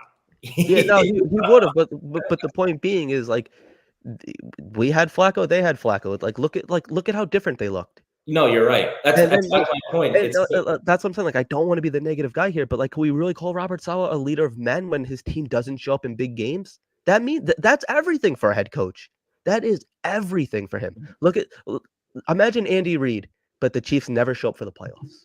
We'd be saying the same thing. Like, oh, he's not that great. But that is what defines a head coach. It's how you coach up your team and get them ready for the big game. You're right. Robert Saleh wins a play, or just gets, if he breaks that playoff drought, we're not even having this conversation. We're already saying that, yes, Robert Saleh is a leader of men. Like, we could say that with jurisdiction. We can't say that right now. Like, I want to say it because I like Robert Saleh, but I feel like when we're talking about Robert Saleh, we have to, like, it's a given. You have to say, yeah, but he's a nice guy. Yeah. I don't care how nice of a guy he is. If he wants to sit down and have a beer with me, sure, I'll do it with him. But look at Belichick, biggest asshole head coach you could have. And I get it. After Brady left, like, maybe that's not the best comparison. But don't even get me started on him, because I think he's the most overhyped coach of all time. Yes, but like, outside of like these bad teams that he's had the last couple of years, maybe it was just Brady. And I guess history kind of proved it was just Brady. It's 100% just Brady. I don't even think there's a debate. The guy goes to one team and wins a Super Bowl. That's it. No, 100%. There is no argument there. There's no argument. Right. All right. So maybe that was a bad comparison, but not necessarily a bad comparison. I'll tell you why. Because again, even though Brady won a Super Bowl when he went to Tampa Bay, that marriage was solid. Why? Because Brady had always a top 5, top 6, top 7 defense with Belichick. Right. Belichick had that mindset of game planning against any quarterback. Either it's against This. Peyton Manning and again nonsense. You know what I mean? Like That's for me, terrible. I agree with Sean in the comment there. He's right. And yes, he'll never do it. back to Belichick real quick. You're right. He's a good coach because he sucks at drafting and he's still able to find these guys and plug them in and have a good defense and whatnot. But it was Brady. Let's be real. It was Brady, 100%. But this is what I want to see. I want to see a player make a mistake and then just grab him and yank him to the sideline and get in his face a little bit. That's what I want to see. Because now a lot of people like found it funny, like what happened with Michael Clemens last year against like the Bills. That's unacceptable in my opinion. I agree. The Browns. No, it was the Bills. He was like, "Fuck you." I'm sorry. I don't know if I can curse on myself. Wasn't it the Browns? Wasn't it the Browns? It was the thing is that there was multiple incidences. Yeah, But the thing is, it's like when you wear that green and white or the black, whatever they were wearing, it's like you have some respect when you put that jersey on. Like it's supposed to mean like as ugly as they were, and like as much as people like crap on them, but like you're representing a brand here. And like you're like when you wear that and like I am the head coach, I am controlling this. You're representing my style of football. That's not my style right there. Right. That's the way I look at it. And you got to tell somebody, like you got to put somebody in check every now and then. Like, hey, listen, this is not like if I'm running things, this is not how we're doing it because that's what Aaron Rodgers is going to do. This is we saw when he was away. The finger pointing players were fighting with each other on the sidelines, and Robert Saleh had absolutely no freaking control over the locker room. Don't tell me he does because he doesn't. The guy that we saw in Hard Knocks is a fraud. And like I said, I don't want to be the negative fan here because I'm super excited about next season. But yeah, I want to see somebody like a Bill Parcells, even Rex Ryan. Like that would just wouldn't fly. And if you're the head coach, I think it's the same thing like with your boss. Like I'm a union electrician, so it's like when I put my company shirt on, there's a standard. I can't just go screw up all these outlets and like everything else and it doesn't work and be like, oh, hey, whatever. Like, no, it doesn't fly. Like we set a standard. You got to play up to that standard or you're out. You're not playing. And he had no problem. He had a player that he bullied almost every year, whether it was Denzel Mims that he couldn't get on the field because he didn't know the playbook, and Elijah Moore. I granted, like he showed some accountability, like when Elijah Moore wanted the trade during that 4-game winning streak and he benched him. Yeah, but you got to do that with more players if that's what it takes. You got to prove to yourself that you got to prove to the fans, I am a NFL quality head coach.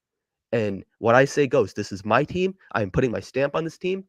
That's, in my opinion, what it needs to be. And he has not shown that yet. So, yeah, prove that to me. When he proves that to me, I will give him the credit for that. But as of right now, I can't give him the credit for that as much as I can't even say I trust Robert Saleh, but I like him. And I want to give him the benefit of a doubt with a healthy quarterback and a healthy team. I want to see what he can do. I think that's it. We got to give him the benefit of the doubt, but I think you're pretty spot on, and I agree with you. And also back to the Elijah Moore thing quickly. I don't even give credit to Saleh on that bench. I think that was a Joe D move. It could have been. I think that came up top. What do you think, Dan? Doesn't Joe Douglas always look for these high intellectual character players? Always, no matter what, right? Like you look at all these draft classes. Olu, another one. He drafts captains of teams a lot. A lot of them, exactly. And then you have these outliers. As soon as they kind of deviate, dude, Jamal Adams. That dude was a staple for us. Like we loved the energy that he brought in. Then he went on WFAN and he started bad-mouthing. The guy who got traded, jettisoned. Elijah Moore, same thing. Out. Mims, same thing. Then last year, Michael Carter, he started going on social media. And you're like, this guy's not going to make it. And a lot of Jet fans are like, no, he's good. Becton, same thing. Done. Out. Becton, oh my God. Don't even get me started on that guy. God, Becton is the worst. It's another one. Carl Walton's blocking everybody now, too. Yeah. I mean, I got my dad his jersey, too. I thought that guy was going to be a stud. So did I. I think we all did.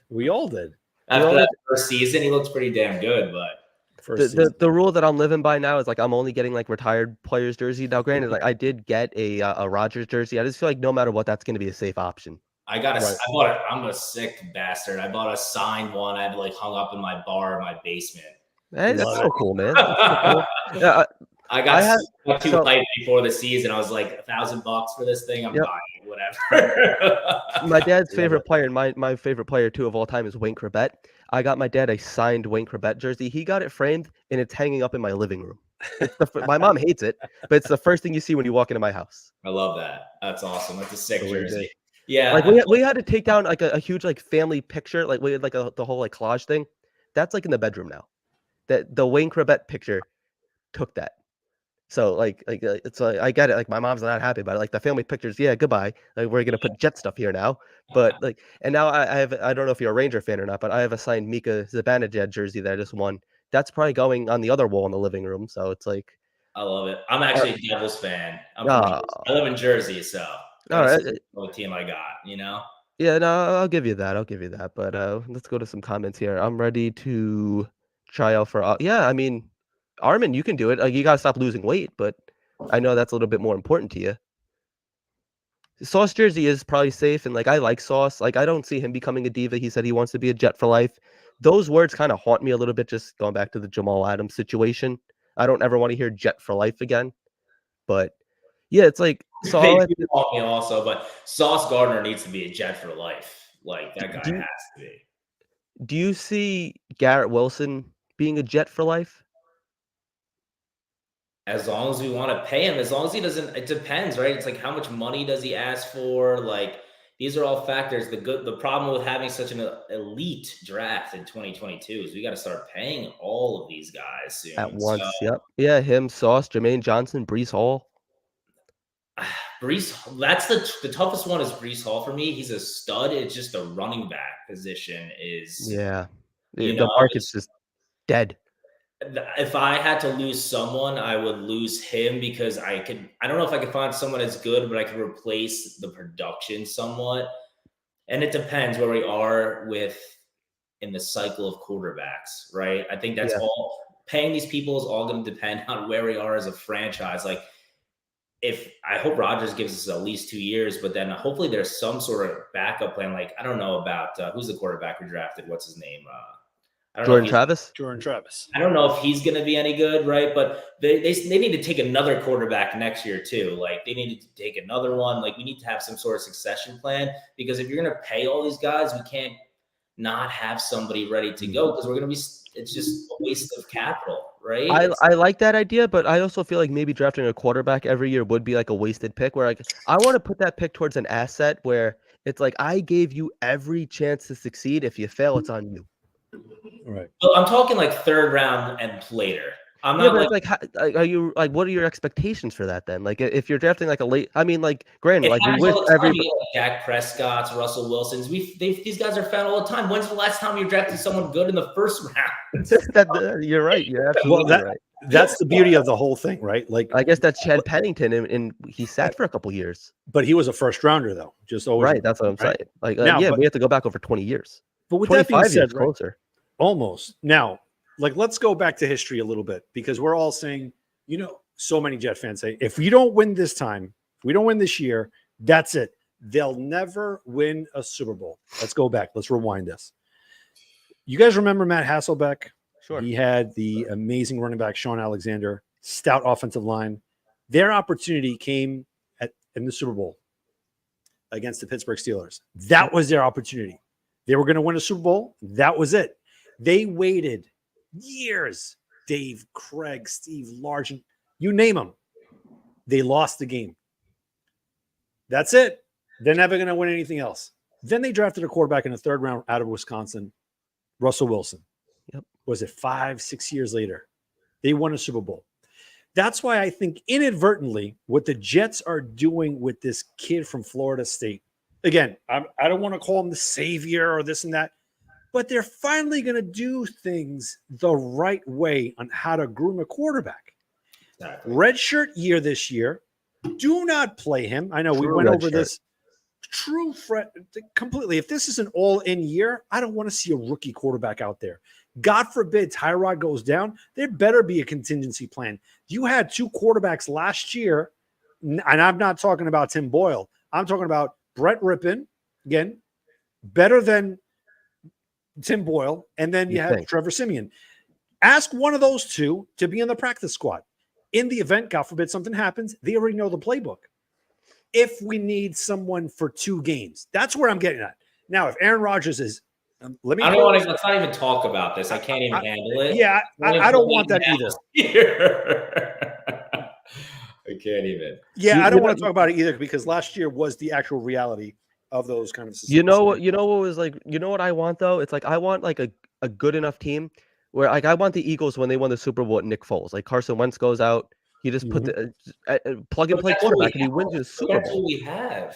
The problem was that's why I was so upset about last year is that they would get someone capable because that's what we have. That's what this defense is. Now, I don't want to say we'll never win the Super Bowl if we don't do it with this team, but yeah, I don't buy that either. I've never seen a better team in my life on paper than the one we have right now. I don't give a shit that Rodgers is 40 years old. He's still in phenomenal shape. He didn't forget how to throw a football. Okay. So it's amazing. I saw some like PFF stats today, like top 12 quarterbacks. They don't even include this guy. I love it. Mm-hmm. Keep doubting this guy. He's going to go off this year. I'm telling you, I'm very hyped about it. I'm very optimistic. I think he's going to throw like 35 touchdowns this year at minimum. I look at it the same way, like how the NFL is geared right now to kind of like protect the quarterback. That's why we're going to see, I think this is going to be a trend. We're going to see 41, 42-year-old quarterbacks. Like you look at quarterbacks right now, like the guy that Bo Nix. Yep. In standards of probably 15 years ago, he's an old quarterback. Like look at Josh Allen. He got drafted. Wasn't he like 25? 24, 20. Yeah, around there. But still, if you can get 20 years out of them playing until they're 42, how can you call a 24-year-old an old quarterback coming into the league? If that is a special breed for those type of guys, like I think this 40-year-old is only like applicable to the Peyton Mannings, the Aaron Rodgers, the Tom Brady's, Drew Brees, I guess, right? I don't think that's going to be across the board because you can see like guys like Russell Wilson, how they've fallen off, right? Like he's a phenomenal talent. You would think he'd still be good. Like I would have loved to have gotten Russell Wilson at the time if you were telling me when he was available, right? Right.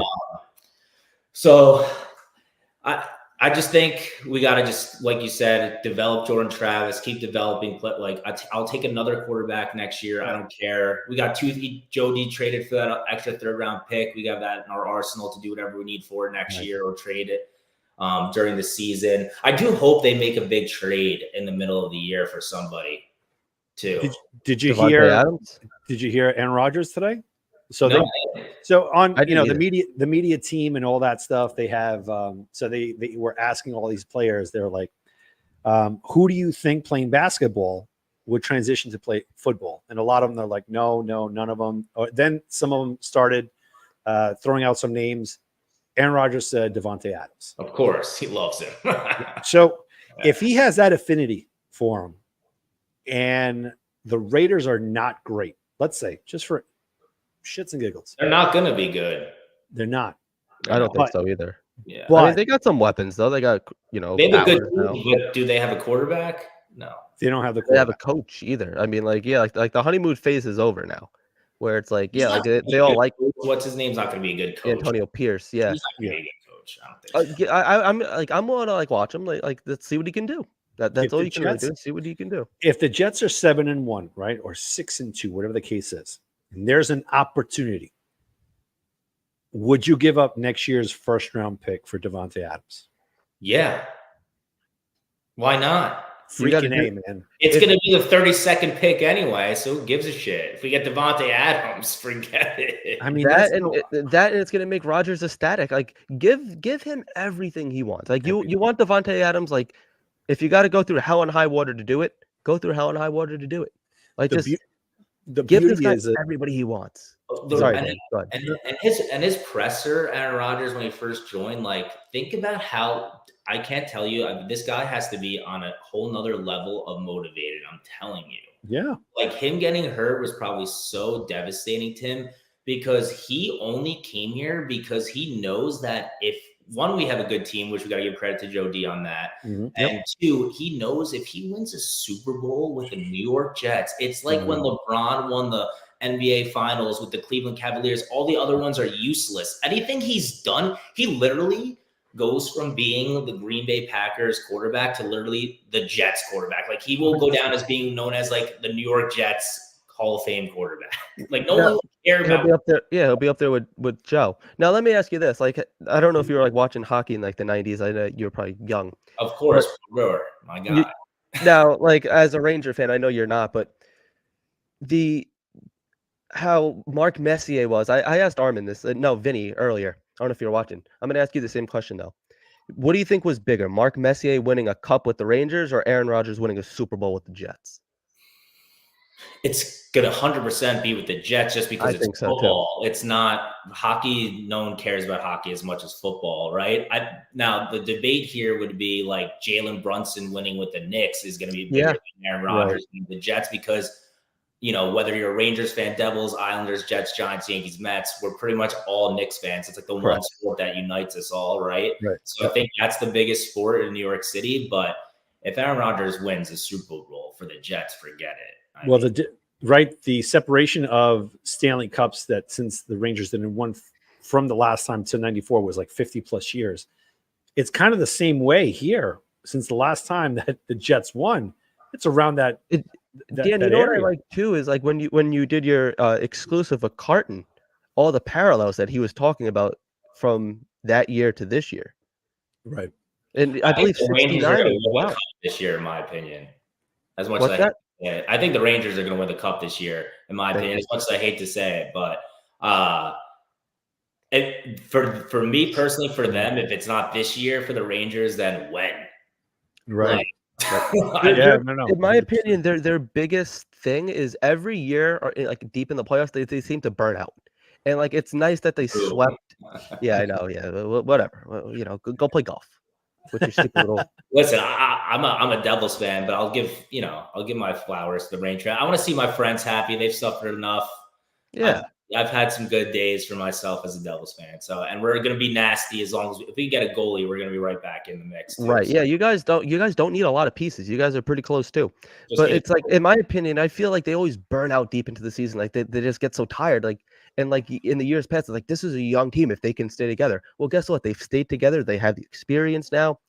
I agree. If not now, then when? Well, the key for them too is that they're taking care of business. All the other times they've been going into the playoffs, they're going to like Game 7. That's so draining. That's what I'm saying. They're taking care of business now. They're just like winning whatever. They're gonna just. Did they win tonight against Carolina? Yes, they did. So they're gonna sweep them, get rest, and this is what that team needs. They just don't need to keep going into these Game 7s and constant. It's the hardest thing to win is the Stanley Cup playoffs. And just chiming in and seeing the Jet players kind of like being in attendance for the Knicks games, the Ranger games. I like that they go there and they could see what kind of town this can just turn into, especially with the Jets. Like you look at this year and it's going to seem like an in-house revenge tour, right? It's not going to be out in the open like last year and the whole the training camp nonsense with HBO. None of that. If we have some primetime games, it is what it is. But we're not going to have cameras inside. It's going to be like, remember what happened last year. Keep me upright, and I will give you the Super Bowl that you guys have coveted for over 55 plus years. Defense, to your point, again, the defense finally can rest. Dude, we put up 17 points. It's going to be very difficult for the opponent offenses, especially Tua. Let me get on that train for a second. That rivalry is back. If you haven't noticed yet, the Miami Dolphins versus the New York Jets. I love Dolphins Twitter. They kill me. Oh my God, are they out of their minds? They're out of their minds. Go for it. You know something must be in that Florida water down there, man. It's got to be. But bring it. That's what I want. I want them just fired up because as a Jet fan, that is it right there. It's never been Jets Pats or Dolphins Pats, dude. Brady has owned us ever since he came into the league, but it's always been throughout our history against them. Namath versus Greasy, O'Brien again versus Marino. And here we are again, Tua versus Aaron Rodgers. I think it's going to be that first game of the season and last game of the season, Jets Dolphins. I really hope we get like the Titans or something. Yeah, I was going to say, so who do you want week 1? I want an easy game, honestly, because I want us to be mentally off to a good start. I don't want to play like the 49ers and then lose and then have the fucking radio stations, everybody talking shit for all this time. And then whatever. I just want to get off to a 1-0 start, everyone feeling good, and then let the cookies crumble, as they would say, as we go. I just want a good, like, give me break May week 1. That's what let us win 50 to 6 or something. Yep, a 50 burger. I want to wreck a Patriots first round rookie quarterback with a rookie head coach. I want to wreck them so bad, man. I would love it. That would be my ideal situation. You guys watched the roast, right? With Tom Brady? You guys watched it. Nice little Jets dig, Bills dig. All those digs. Digs with them, with the Bills. So you knew that whenever Brady or Belichick had the chance to run up the score against the Jets or any team, they would do it. They didn't care. So that's why this whole sportsmanship against the Pats goes out the window. If we're winning 38-0 in the fourth quarter and there's 10 minutes left, stop with the running the ball nonsense. Keep give them the entire 20 years worth of that's what I want to start seeing Hail Marys. Yes. Tyrod Taylor's in doing it though. Tyrod Taylor's in doing it though. If that's happening. Yeah, I don't think Tyrod Taylor is running up any score. What's your over under on how many knees Tyrod Taylor takes this season? Oh wow. 0. No, I hope a couple, because we're blowing people out and he's in the game. I don't want Tyrod Taylor taking any knees. No, but I'm saying hopefully we're blowing people out and he's in the game taking a couple kneel downs to secure a win or something. Oh, all right. Well, then I'm going to let Dan go first on this one. Shit. I'm an eternal optimist, so I'm going to say 6 games. 6 games. I honestly, I think I'm demented, but I think we're going to be so good. Yep. I hope so, man. Like, I want to see it. I know. I want to see it, but the dog's going nuts right next to me right now. I mean, look what Joe Douglas did. The old line. Look at the old line. It's finally. Do you think it's actually finally fixed? Yes, I do. What we did. I mean, the only guy Simpson has to just cut down on the penalties. Right. That's really it. I mean, he fortified 3/5 of that starting offensive line. Tyron Smith, John Simpson, been trading for Morgan Moses. And I like the mentality of going for Olu Fashanu, whatever, you know. Fashanu sounds so much better. It's so much easier to say. Lee Valentin calls him for show. Oh, for show.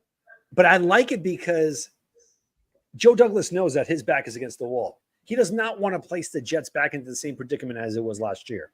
Keep Aaron Rodgers as upright as possible. I'm looking, again, like I said, Breece Hall, 1,200 yards. Garrett Wilson. I'm looking at Garrett Wilson with a competent quarterback, Hall of Famer. He's going to break Brandon Marshall's single-season 2015 franchise record. I see it. I see it. Look what he did with nothing.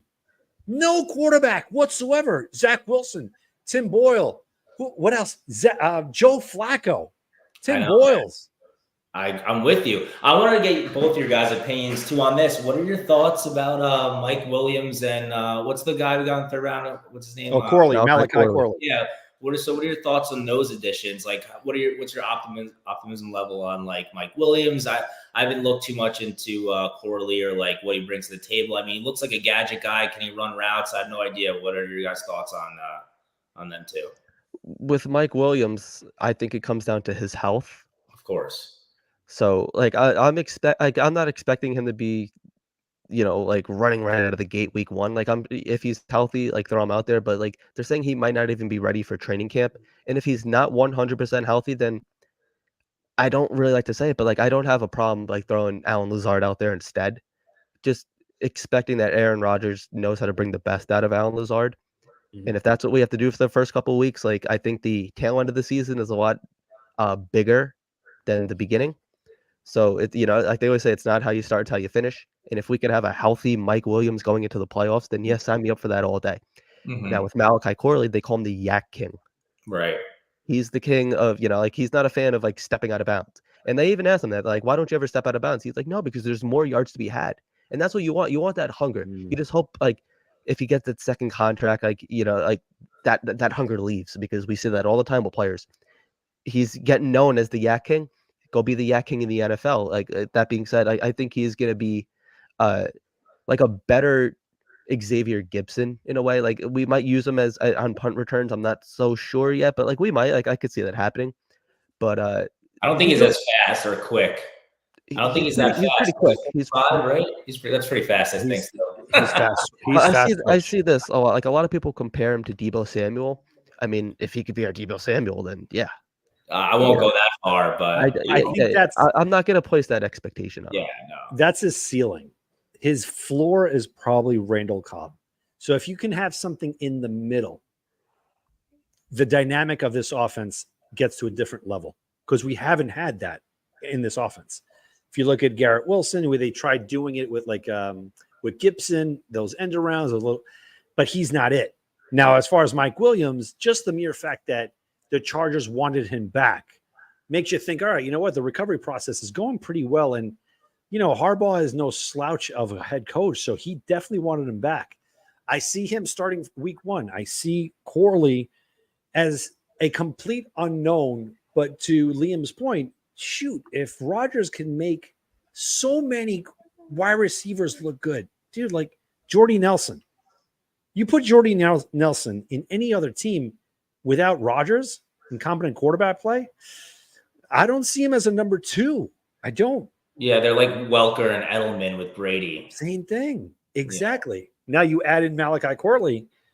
As long as he's healthy, number 1, you have your top 3 wide receivers there, right? With Garrett, Mike, and Malachi. But still, there is a door open. I'm not going to shut it. I'm not going to be one of these Jet fans that's going to say no, or even media, even like Antwan Staley, who we had on the Daily News. No, there's no way we're getting Devontae.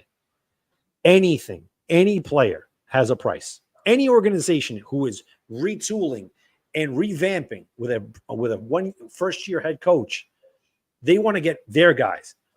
Devontae is, again, he is kind of chomping up a lot of that cap space. He comes to the New York Jets. I think he's going to pull like an Aaron Rodgers type of thing where he's going to be very cap friendly. He wants to win a Super Bowl, man. He wants to win it, and that's his best friend. You could tell. That's one of him and the other guy, the offensive lineman, Bakhtiari, who I don't want. I don't want. We don't need him. We don't need him. I don't want him. What I hope with Corley, I hope he's just like a better version of Elijah Moore. They remind me they're like similar players in a sense, but with Corley, he's like 60 pounds heavier and an inch and a half taller. So I'm hoping he's going to be more of a beast. Right. A guest star. Yeah. I'm not used to all these. I have no animals at my house. I'm house sitting right now, so it's like it's getting all tangled up in the cords here. But that's what I'm hoping for. I think what do we care? Like I thought we were going to sign OBJ, to be honest. Yeah, I thought so too. Well, that's the thing, right? Joe Douglas normally whiffs on this, and it's not like because he doesn't try. Like he tried getting Deebo Samuels in a trade, it didn't go well. AJ Brown, same thing. Then again, Odell, he had to be a Jet last year, and then Baltimore comes out of nowhere. And I know I'm forgetting one more guy. There was one more. No, I said Deebo. Tyreek Hill. That's the one. Yep. He should have been a Jet. And there's got to be some offset with the whole tax thing, man. There's got to be a way. I don't know. Be a winner. I don't know so much the tax thing. It's just Miami. Like look at Tyreek Hill's personality. That guy just wants to live in Miami and do shit down there. I agree. I mean, I can't blame him for that. Yeah. And there was no Aaron Rodgers. If Aaron Rodgers was on the team, he would have definitely came and played with Aaron Rodgers, right? Have a good night, Sean. Thanks for the comments. Now, let me pose one more question, and we're gonna kind of wrap it up here. Yeah, absolutely. I appreciate you guys having me on. I love this. I'm definitely gonna hop on again for sure. Please, by all means, man. Again, for all the people watching right now, if you haven't done so, just click the subscribe button, the like. It definitely helps us out. We're gonna have a lot of guests coming on, and also just whenever you want to just shoot the shit, just call in and click on the channel. Now, one more question here. What are your thoughts? I'm pretty sure that you heard about it. Craig Carton said there is a chance that the days at playing at MetLife are numbered. Do you buy it? Do you see that there's a possibility where the Jets can be brought back into Queens?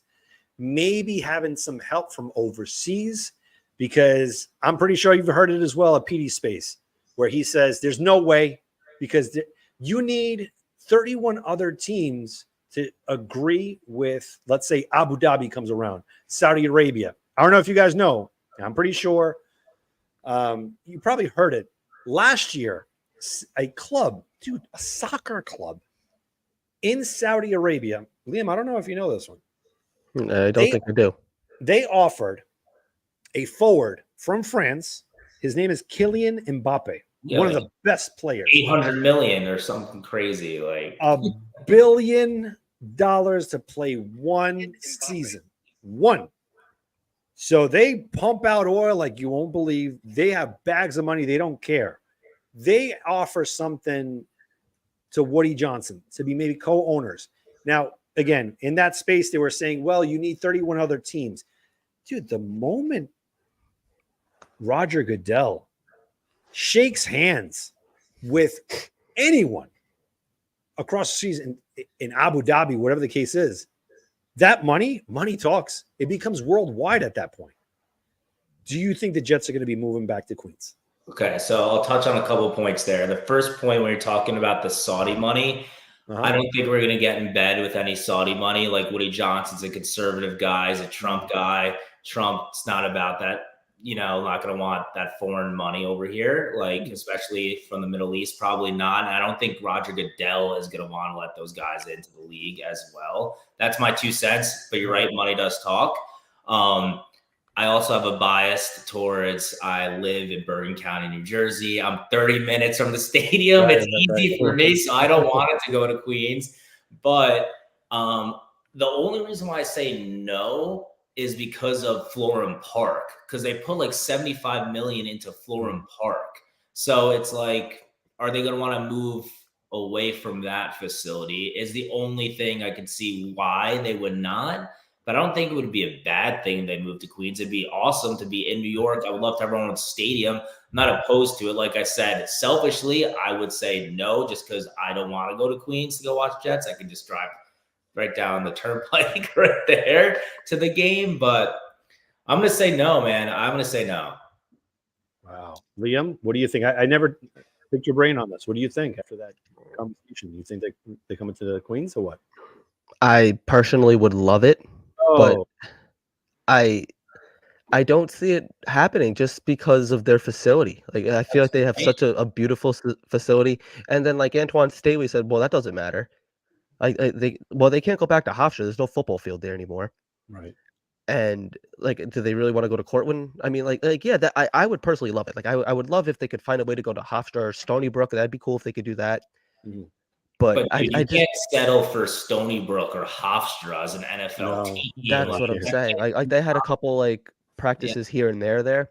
I just excuse me. I don't see them leaving one Jets drive. Like that is their staple. And I just don't see them leaving MetLife there. Because I feel like we would have known, like if they wanted to get out of MetLife, a stadium would already be being built. It's going to take at least 2 years. They should have done it when they had the chance, when Citi Field was being made. That's like tell me about it. Exactly. That's what I'm saying. It's like I don't think that they've been in Jersey for so long now. I don't think that they even care that they're in Jersey. They don't care about the New York fans because like they're the New York Jets. That's all that they care about. Like I said, if there was a stadium being built, like I don't see them going into that Queens Soccer Stadium because you would need a lot more seating. Yes. Yeah. Now I had said in the past, and I think that this is even too small. If you could find a way to knock down the Coliseum and go like in that area, because you'd have to buy out some surrounding buildings. I would keep. I think you keep the Marriott because it's easier for opposing teams. But you'd have to buy out some building. Like they have that one building pretty much across the street. Like the glass is like slanted. Right. You know what I'm talking about? Like that. Yeah, right by Nassau Community College. 333, I think it is. Like it's like a famous building. I don't think like you'd have to like start like buying out some of those buildings and taking up land. Obviously, you can't take up Hempstead Turnpike, but and you can't really take Hofstra. But that'd be a way that they could move back into Hofstra because that was their headquarters for years. Like that was their address. They were Hempstead Turnpike at Hofstra. I love going there. I did It was too. so much fun. I did too, man. I had a lot of fun there. I met Chris Jenkins, Nick Mangold, Rex, Mark. Yep. I met all the guys there. I had a great childhood going there. I got to flirt with all the cheerleaders. Dude, I almost got into a car accident with John Hall, dude. I almost rammed him, dude. And he looked at me. Imagine He that, like gave me we an like F-bomb. Ram Rogers or something like that. No, No, I don't. You can't end the show like this. No, you're right. You're right. I'm sorry. You're right. You're right. I don't think anybody's even in the chat anymore. But No, everybody I left. think we're That's safe. all I good. think we're safe. Everyone's I guess telling just my last point before we hop off here is just with the stadium, the unfortunate thing that happened is that we built the stadium in just a shitty part of New Jersey with nothing around it. And we built a shitty stadium. So like there's nowhere for like there's no one's gonna come in there like we have that mall, whatever. No one really it's whatever. But no one's gonna come in there and then build like apartment buildings on the Meadowlands and like build it up and have restaurants. That's the thing that sucks. That's the bad part about it. It's just that's all there is to do. It's like, you know, when we go to a Yankee game, you go to Billy's or whatever, you have all the bars. There's nothing to do. But the tailgate's great, but it'd be cool if we had some sick restaurants or something. 100%. So the very last thing I'm going to ask you before we wrap this up, what is your prediction? 12-5. Freaking A, baby. Win the division? Have to. Win the Super Bowl? I want to say yes, but I'm going to say at a minimum the AFC Championship game. And then if we lose to the Chiefs, we lose to the Chiefs. That's how exactly. I feel. Fair enough. Fair enough. Same way. I don't think anything less is acceptable. I don't think so either. He's too good. If let's grant it, unless Rodgers shows up and he's like falls off a cliff and he's just not good. Right. Granted, that's not the case, and he's a top 15 quarterback. We should be going to the Super Bowl with that defense. Right. I couldn't agree more. My man, thank you so much, man, for coming on the show, dude. All right. Thanks. I love it. I hear my 2.5-year-old starting to cry upstairs. I'm waking him up, but thanks, guys. Appreciate it. Man. Be safe. All right. That was a great show, my man. What do you think? Absolutely. It was a pleasure. I'm glad that we're back together doing this. I feel like it's been a while. Missed you too, man. I was not good last week. Yeah, me either. Not good. Me either. Not good. You were not good all this week. week. I've been sick all week as a dog, and my voice is getting worse now. So I'm gonna get ready to hop off too. All right, everybody. Again, before you guys, we leave here, just if you haven't done so already, hit that subscribe button. And again, thank you to our guests. Again, Antwan Staley, thank you. And a big shout out to AJ. Thank you so much. Keep drawing, keep pursuing your dream, keep doing your thing. Again, pursue your passion, be fearless, believe in yourself, dare to dream, test your limits, be kind, stay humble, cherish today, find your purpose, never give up. Guys, have a good night.